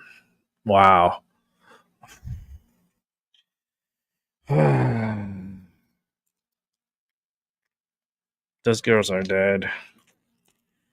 Oh man. You know why I say that? Because it's been past 24 hours. And these are little girls. These are not like professional swimmers or professional athletes. These are little teeny girls. And they're not with us. I know. I can feel the energy. They're not with us. They passed. And it's sad. You know, sad times right now. And it was flooding in Jersey too. Like everywhere starting to flood and shit. Like I'm careful here because here we've been having some thunderstorms that have been dropping, heavy rains. And we've been getting some flooding for some of the rains. And it's kind of like a rapids. It comes like down the street. Because here where I live, they're like hills, like going downwards, and I live in a valley, so my area is prone to flooding. Like if that same storm was to hit here where I live, um, I'll be safe where I'm at. I'm safe here. That's great, but the park and all the other stuff will be flooded. Will be like really, really deep, like a lot of flood. It hasn't done that in a long time, in a while. I have seen it flood before, so it is possible, and it has happened. So I know. People had problems with flooding; they still do here. But wow, Texas, man, that's wild. And you guys got more rain coming your way. That's not good. I'm sorry, but that's not good. I take my medicine and go to sleep. Gotta take my nightly medicine.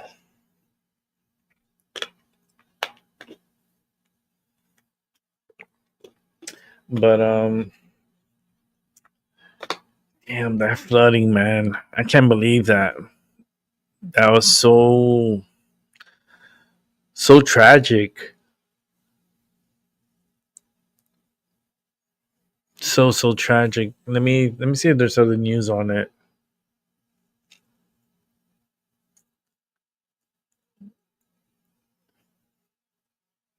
Let's see. I'm looking. Checking the news here.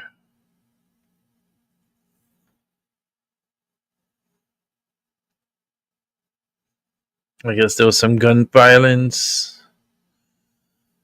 Let me check out some more news.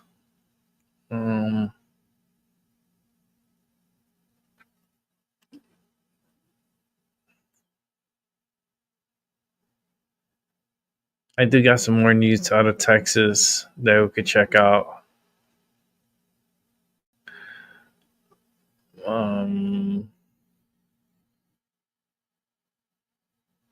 Man, that flooding was so bad. I can't believe this. Just it happens though. It happened there before. They should have known not to build so close to the water, especially that river. It's unpredictable. That's the problem. It happened back in '87. I mentioned it. I felt the energy that it has happened before, and people died there before. But let me close these windows here and prep up the next story I want to share. This is a Texas. This is another Texas flooding, and this one was a little violence, some gun violence on the 4th of July. Let's watch the gun violence first, because the flooding, oh my goodness, is so sad. Like, it makes me feel bad, because, yeah, it's just, is what it is. But let's see the gun violence. Deadly gun violence tonight interrupting holiday weekend celebrations. 2 boys, just 15 and 16 years old, were killed in a downtown Indianapolis shooting early this morning. What? 5 others were injured. We should all be shaken by That's what occurred. crazy. A 15 and Police say 16-year-old. shots rang out as hundreds of teens were out past midnight without parental supervision. We are not your children's keepers. You are. And parents and guardians have got to step up. In San Francisco overnight, 5 people were shot, one of them killed. While police say at least 8 were struck at a Philadelphia bar. It comes as crime across the country has dropped significantly in the first half of this year. Compared to this point in but it's heating 2024, up. homicides are down 46% in Seattle, 37% in gonna start heating Chicago, up. and have fallen 35% in San Francisco. What we're seeing now is actually just a continuation of a trend since about 2023. And everything supporting that the rates are dropping by large numbers. Even as this weekend shows, there's more work to do. Shaquille Brewster, NBC News, Chicago. We thank you That's for watching. And wild. remember, stay updated on breaking news and top stories. I kind of expected it because the summertime, that's when it heats up and people are out more in the streets and causing a ruckus. And, it's wild times. Let me set up the next story here. Now we're going back to the floods in Texas. I got 2 stories to bring up. So here we go. Let's watch.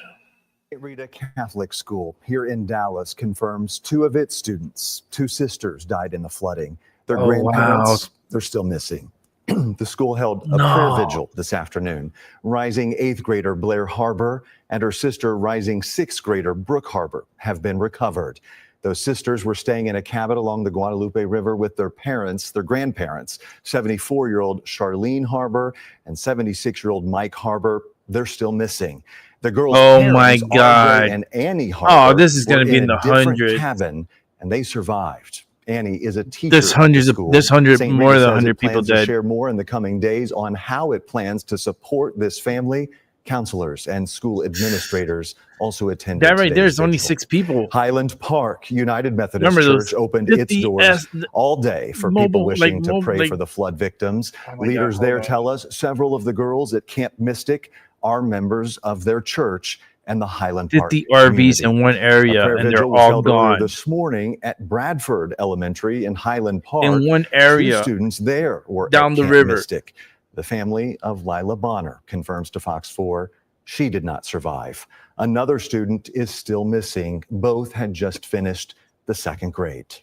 9-year-old Janie Hunt also did not make it. Her family Wow. confirmed that news to Fox 4. She was also Yeah, one the of other girls are dead. at Camp I'm sorry. Mystic. The 27 So that are right missing, now, hundreds of first they're not responders with are us. on the ground. They're helping with a variety of critical tasks They're at not with hand.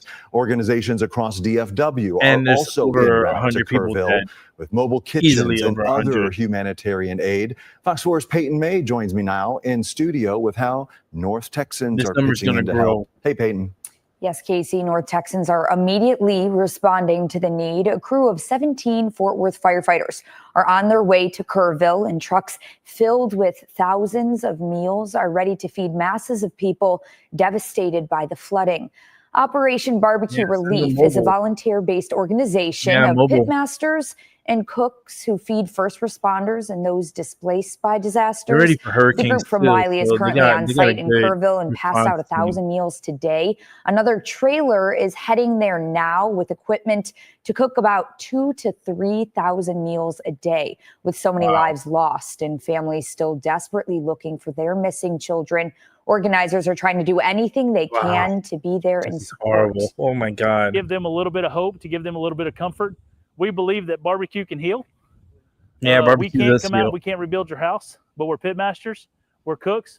We can Oh. cook you a plate of barbecue and Bless bring this you a little girl, bit man. of comfort, if not for 5 minutes while you sit down and have that pulled pork sandwich or that Mm. barbecue plate. The group plans to be in Kerrville for around 7 to 10 days, but will stay as long as there's a need. They're hoping to ramp up kitchen efforts on Monday with 2,000 because they can meals. get Now, many people want to help food those delivered to affected them. by those The kitchen devastating could be floods. You there, can join Fox and the food in could be donating dropped to the off, and Red they can Cross. prepare You it. could also find more ways to help on our website, fox4news.com, and on the Fox local app. Now, staff at the Red Cross say they've been working around the clock with local officials in Kerrville to make sure they're addressing the immediate needs of the community. Reporting on Peyton May for Good Day. Wow. Wow. That is so crazy. KV News at 5 with this breaking news. At least 3 people are dead and 10 people are missing. This in is Travis before. County. This is Life-threatening like flash flooding is happening now when it was first across initially central reported. Texas. Several roads are They're like damaged 3 throughout people the are region, dead, and right? dozens 10 of people are rescues missing have also taken place in one today. little county. Most of those right? calls have been along No, Big this is Sandy Creek 100 and of Cow Creek. people that are Both dead, feed into Lake Travis. and Governor Greg Abbott has lots added of more people Central missing. Texas counties to the disaster declaration he signed last night. Burnett, Caldwell, Travis, and Williamson counties were Gotta added get this back into the afternoon, White House. along with Mason, Comal, Gillespie, and Kerr counties. It's Governors also requested aid from the federal a disaster. government. And within just the last couple of hours, the city of Austin has banned the use of it's personal an and emergency. commercial watercrafts in its waterways. Trump's going to Includes improve it kayaks anyways. and paddle He'll boards, improve and it. that ban He covers approves waterways it, and Lady Bird Lake, Lake they'll Austin, Garden help Creek, out. Bull Creek, and the Colorado River downstream of Longhorn Dam. That order runs through noon on Monday. So much happening across Central Texas This is a KVU News weather impact alert. They're going to have a lot of bodies they got to find. Hey, good evening, everyone. Yeah, we are seeing considerable rain across Central Texas. This has been ongoing since yesterday and even Thursday. Looking out towards Lake Travis tonight, you can see just how much those water levels have risen over the past 3 days or so. Let's get a check on exactly where Lake Travis is. Up to 653 feet here, rising almost as much as 14.5 feet over the past 3 days. So it has risen considerably, and there's still rain ongoing across Travis County right now. And we also still have some flooding alerts up towards Burnett County, even stretching as far west as Llano there. And we still have one that is in effect until 6 p.m. for the Austin proper that's going area. to flood You can right see that there. heavier Whatever rain that that's area kind of is right swirling there, around that a little bit. rain We is have standing. had this surface low pressure system sitting over us all day, The low leading pressure to system. threatening, life-threatening flood issues, That as whole well river's as gonna flash be flooding across problems. the area. The bulk of the rainfall has actually fallen in northwest Travis County today. You can see these estimated rainfall totals here, upwards of 18 inches in some spots, 19 inches just to the north of Laga Vista there, and extending out towards areas of Burnett If and we get that Marble amount Falls. here, We really it'll flood want like to crazy. be continuing to communicate my to street people would that turn we into a don't need river. anyone out on the Okay. roads if you don't need to be And out then I'll on the go roads outside and today, show it to you because guys. that flooding, of course, can You're be like, holy flash shit, flooding, Rick, can happen are you very for real? fast. And of Mhm. course, we'll continue to Yeah. monitor the forecast for you guys as we head into the rest of our show. And we've got to look at when we're expecting to dry out as we head into next week, coming up in just a little bit. Back to you, Adam. Grace, thank you. Not done with that rain just yet. And 2 deaths have been confirmed in Burnett County because of these floods. Daniel Perot Yeah, you joins see, us but from this is Marble Falls. this report. Daniel, when was what is this the latest report? out there? It was 3 hours. We are along East Farm to But I Market think Road they're not getting 1431 the. in the This is not Marble Falls updated. area. This is close to Faith Academy and Hamilton Creek. Faith Academy right now is a I just staging want to see area the for angles of the first news. responders and resources. They've got a lot of resources there, personnel, vehicles, boats, a helicopter there, as A well lot as of they continue campsites their got search and destroyed. rescue operations. Several roads throughout Burnett County are currently underwater and closed off to vehicle traffic. Holy As smoke! you said, so far, 2 deaths have been reported in the county, including one at the trailer park behind me. You can see that it is completely underwater. There's a pickup Trailer truck that has been park. flipped on its Oh, side. There are no. trees that have Oh been my God, look at the uprooted. truck. There is debris from different trailers that have been just ripped apart all throughout and floating around. There's some kayaks that are swimming around here as well. There are 2 others who are still missing. That includes a firefighter. He drove into water while responding to a call. The vehicle was found, but not that fire official. Crews have been rescuing people from the rising floodwaters since early this morning. They rescued 25 people before 8 a.m. And by this afternoon, that number was around 40. Some people were rescued by boats. In other cases, Burnett County deputies actually carried people out of the rising floodwater with their arms. At one point, parts of State Highway 29 and US 281 were flooded. The water has since receded from those roadways, but the rain is still coming down here in Burnett County. Several roads throughout the county are washed out. Authorities say they are assessing the damage to the roads, but right now their top concern is those search and rescue operations that continue to take place at this hour. Adam? Again, we're certainly hoping for the best. Devastating news and images out there. I'm Burnett telling County, you, thank I so think much. there's like We over are 100 watching road people dead. conditions all across Central Texas. This is a look at ATX Okay, floods. we're This is a gonna. regional website. I think this news is probably a little old because it's like 3 hours old. But let's jump off of that topic because it's so sad. You know what I mean? We're gonna watch some Tyson de la Cruz to finish off the show because I'm gonna sign off of here and get myself to ready for bed. Man, that's just sad times, man, down in Texas.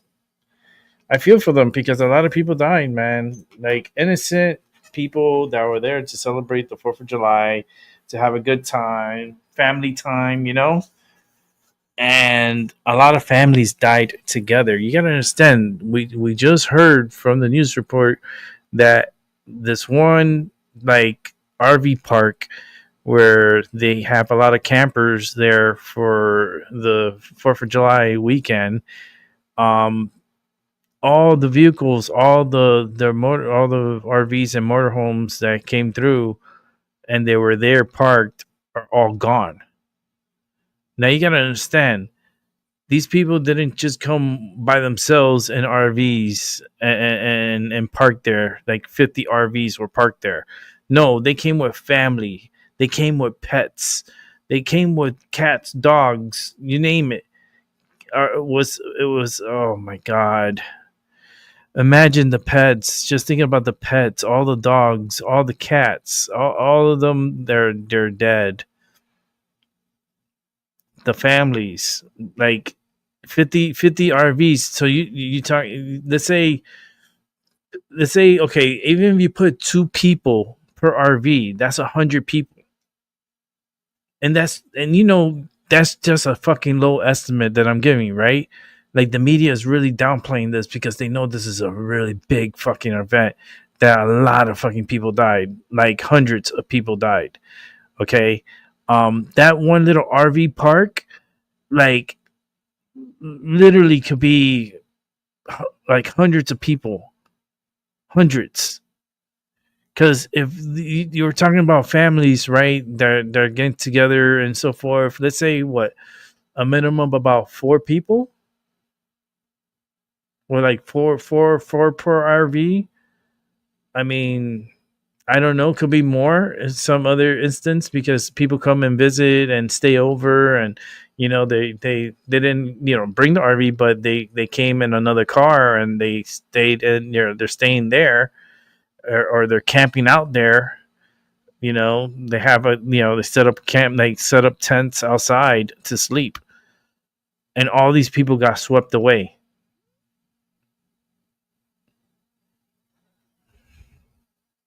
We're talking about a lot of fucking people dead. A lot of people dead. I'm sorry. I told you guys, I said something big was going to happen, something weird. Like, I felt weird. I felt the energy, man. I just felt weird. And I was trying to warn people. I was like, look, something's going to happen. Like, I don't know what it is, but something's going to happen. Something like crazy is going to happen. And I was feeling that energy. And sure enough, a really bad event happened in Texas, and a lot of people died. Hundreds. I'm saying this is me, my opinion, my thoughts, my projections, the way I feel energy, the way I read energy. This is bad. A lot of people are dead. So many dogs too. Oh my goodness. So many pets are dead. Oh boy. All right, let's go to Tyson De La Cruz and let's wrap up the show so that way I can get some sleep. Thanks, Tyson, for uploading so late at night. I'm gonna talk to him. Say, can we do this like an hour earlier? Because that way I could have showed this show like at 9:20 instead of 10:21. Thank goodness I stayed a little later to watch because I wanted to see what Tyson reported.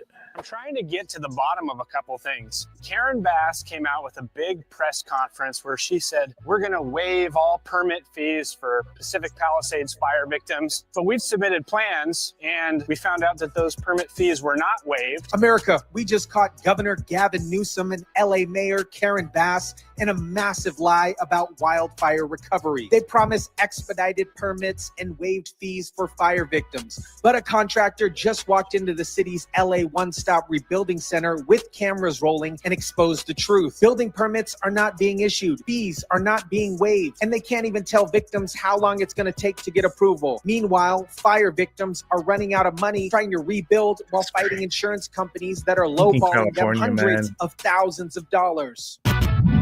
Fucking California. Tyson. This is crazy. So we're going to come here right to the source and we're going to find out what's going on with that publicity stunt she pulled. And we're also going to try and find out exactly how many permits have been issued. What is up, guys? Tyson De La Cruz here. Thank you so much for rocking with me. This is California Democrat leadership in a nutshell. Make big promises on camera, then leave victims to suffer through bureaucratic hell while their lives fall apart. 6 months after the fires, and they're still lying to people who lost everything. Let me break down this bombshell footage that exposed Newsom and Bass as complete liars. A contractor walked into the city of LA One-Stop Rebuilding Center, a place that's supposed to be handing out Pacific Palisades fire permits, and asked direct questions about the rebuild process. Here's what he found. Building permits are not being issued despite months of promises. When asked if any permits are being issued, the official said very, very few, which means essentially none. They literally don't know how long it's going to take to get a permit. They have no timeline. They have no process. They have no answers. People have to see stuff getting done. As of right now, how long is it taking for, once a plan reaches you guys for it to be approved? Do you know what we can expect for the fire rebuilds? Approved is kind of out of our hands. But it gets worse. Not only are permit fees not being waived as promised, this contractor says he had to pay for fees on properties that were already destroyed. The city is literally charging people fees for permits on homes that burned down, and they don't even know if refunds are going to be issued. And for those of you who have paid permit fees, myself being one of those, you may or may not get a refund. So this was nothing more than a publicity stunt, and we can expect nothing else from Karen Bass. This is all on camera, directly at the center that's supposed to be helping fire victims. Both Gavin Newsom and Karen Bass lied to people of California about expediting permits and waived fees. The victims are being lied to about permits. They're also getting screwed by insurance companies. The Lopez family, whose rebuild became a symbol of hope in the Palisades, is now facing financial ruin because State Farm is offering them $400,000 less than their policy limit. Lopez says despite the total loss of his home, State Farm is offering about $400,000 less than their policy limit.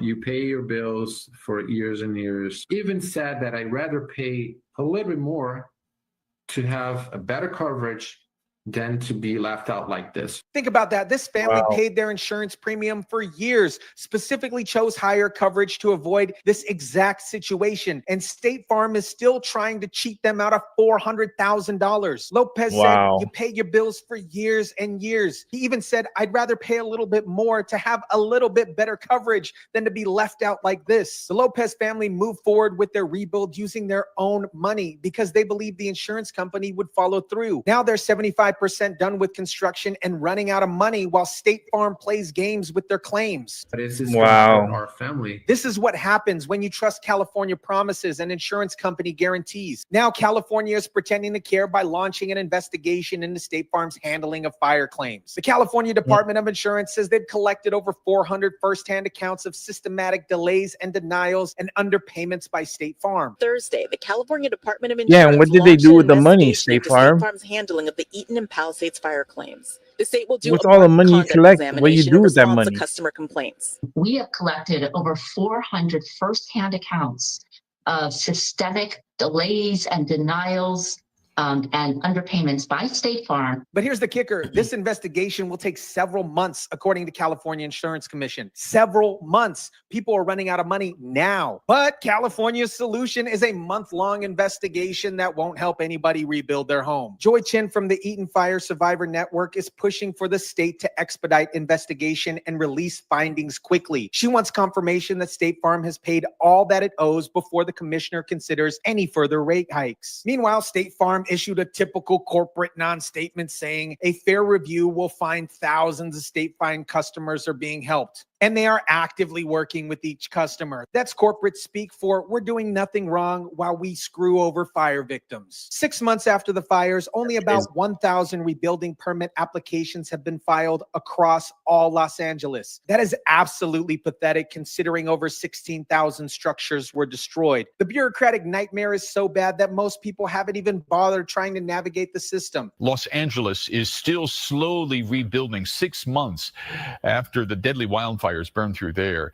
But only about 1,000 rebuilding permit applications have been filed so far. Some victims are turning to organizations like Habitat for Humanity, which is trying to streamline the process with pre-approved home designs. They developed a pre-approved process to skip and fast forward through as much of the permitting process and plan check process to obtain building permits as quickly as possible. But even this workaround shows how broken California's system is. Private charities have to create alternative processes because the government can't do its basic job of issuing building permits to fire victims. We developed this pre-approval process to permit homes without a specific lot in place, and essentially skip and fast forward through as much of the permitting process and plan check process to obtain a building permit as quickly as possible. The Espanina family, whose childhood home of 29 years burned in the Eaton fire, broke down in tears when they found out Habitat for Humanity could help them. They said it's definitely great news and giving them hope in the chaos. The situation is even worse in Altadena, where victims are facing a brutal choice: rebuild or sell what's left of their remaining lots. The high prices and slow pace of getting permits is forcing people to abandon their dreams of rebuilding, making it more difficult, the high price and slow pace of getting permits.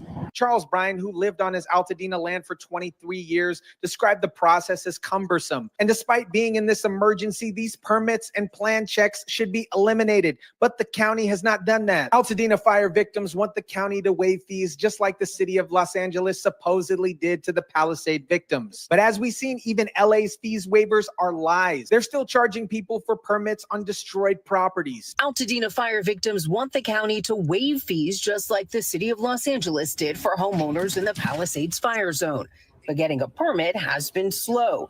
So far, just 22 out of more than 700 applications have been issued. The numbers are devastating. Just 22 permits issued out of more than 700 applications in Altadena. That's a 3% approval rate. I'm telling you, these Democrats, man, they're horrible. 145 lots but have people already love them. sold, with dozens I don't know more what listed as people are giving up on rebuilding. know America, this story how exposes people could be a everything wrong Democrat. with I don't California's understand. Democrat leadership. Gavin Newsom and Karen Bass made big promises to expedite permits and waived fees, then left fire victims to navigate a bureaucratic nightmare while their savings run out. 6 months after the fires, only 1,000 permit applications have been filed for 16,000 destroyed structures. In Altadena, only 22 permits have been issued out of 700 applications. That's not a system. That's a systematic failure designed to crush people's spirits. Meanwhile, insurance companies like State Farm are lowballing victims by hundreds of thousands of dollars while California launches investigations that will take months to complete.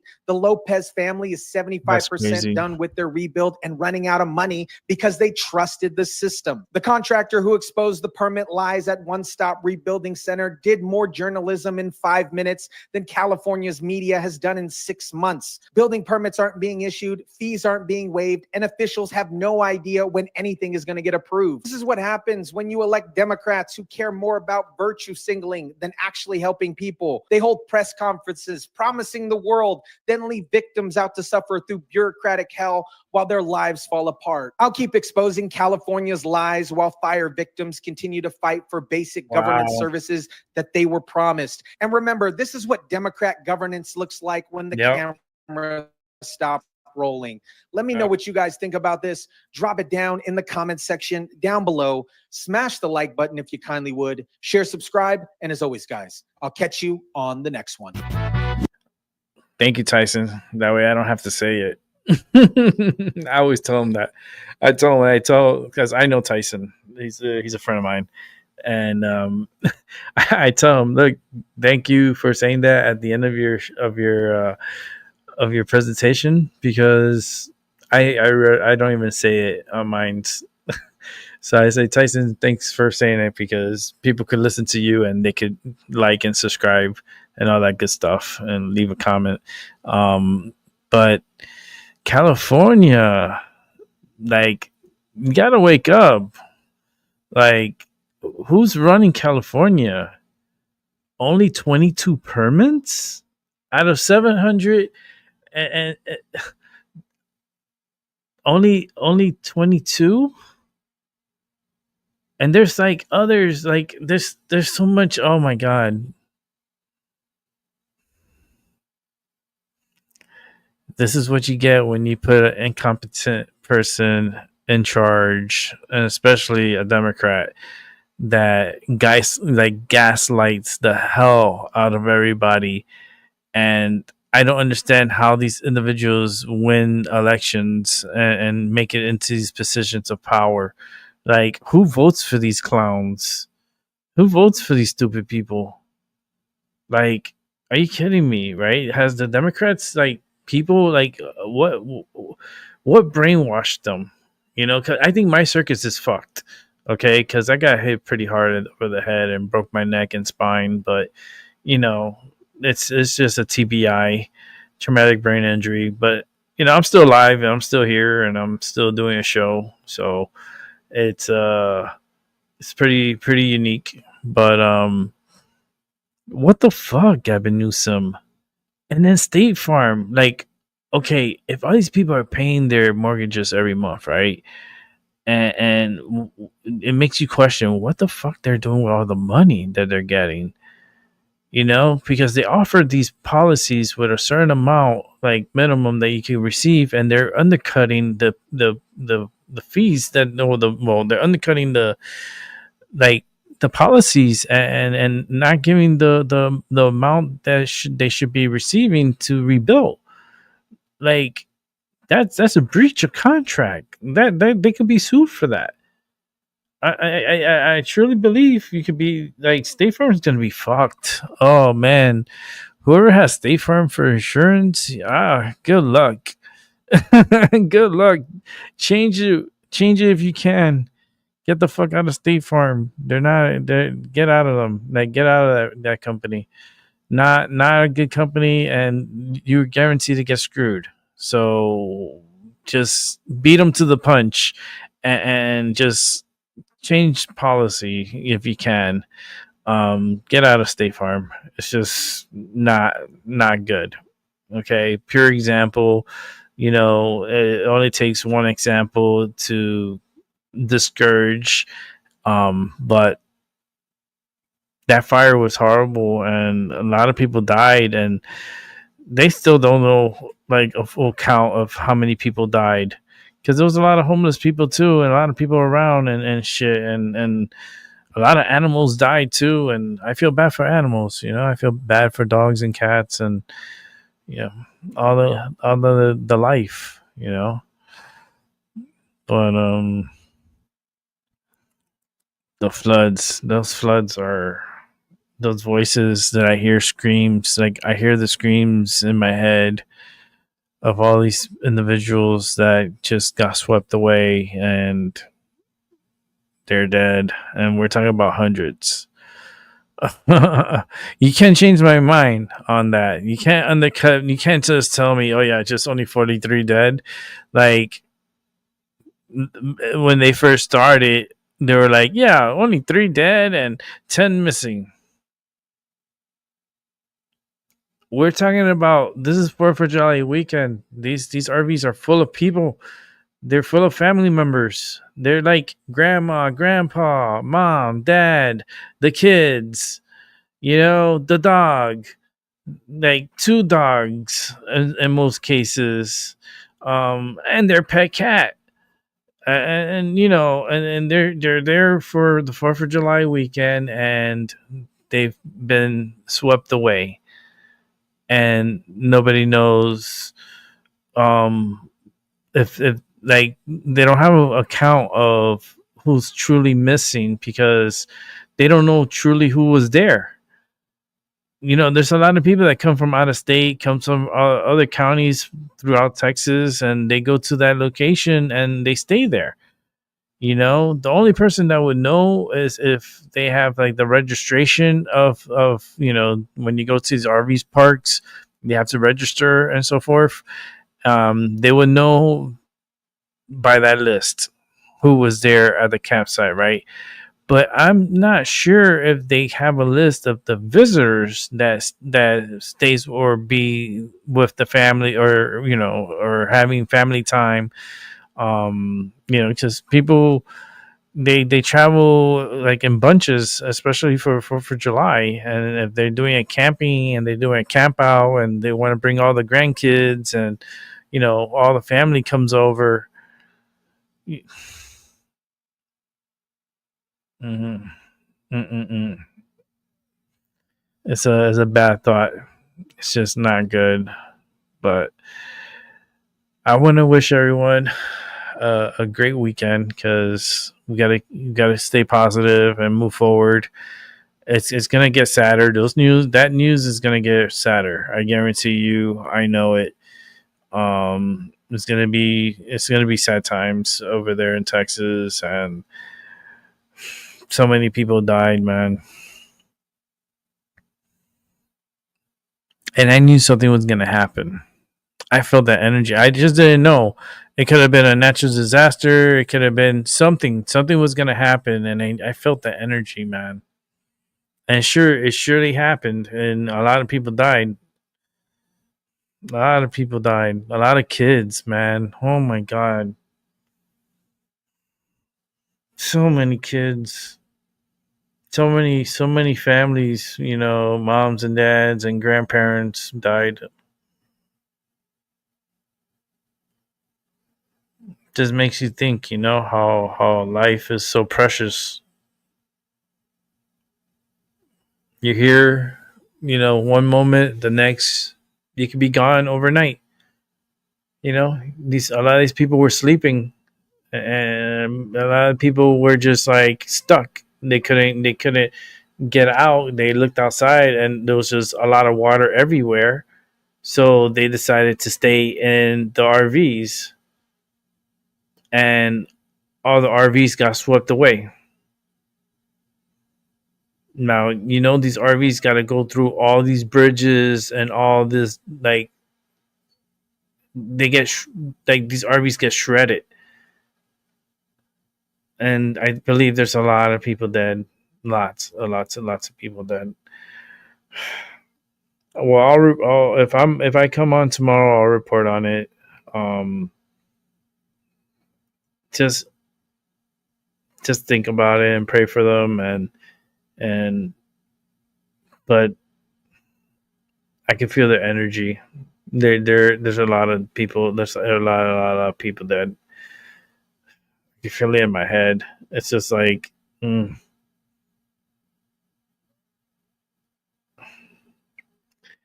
Well, you guys have a good morning, good afternoon, and good night. And I'll definitely catch you on the flip side. I'll see if I come on tomorrow to report if the numbers go up, which I truly believe it will. I'll come on and we'll talk about it more, and we'll show some videos and some news about it. But continue having a good weekend. It's Saturday, so we got one more day. Some people took Monday off too. You know, that's smart. Friday, Saturday, Sunday, Monday, 4-day, off. That's great. I remember those times. I used to love it. But I'll be back hopefully tomorrow to report on that floods and report on the amount of people that are not here with us. Sad times, but we'll move forward and we'll try to make things better.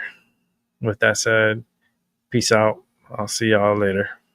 Bye.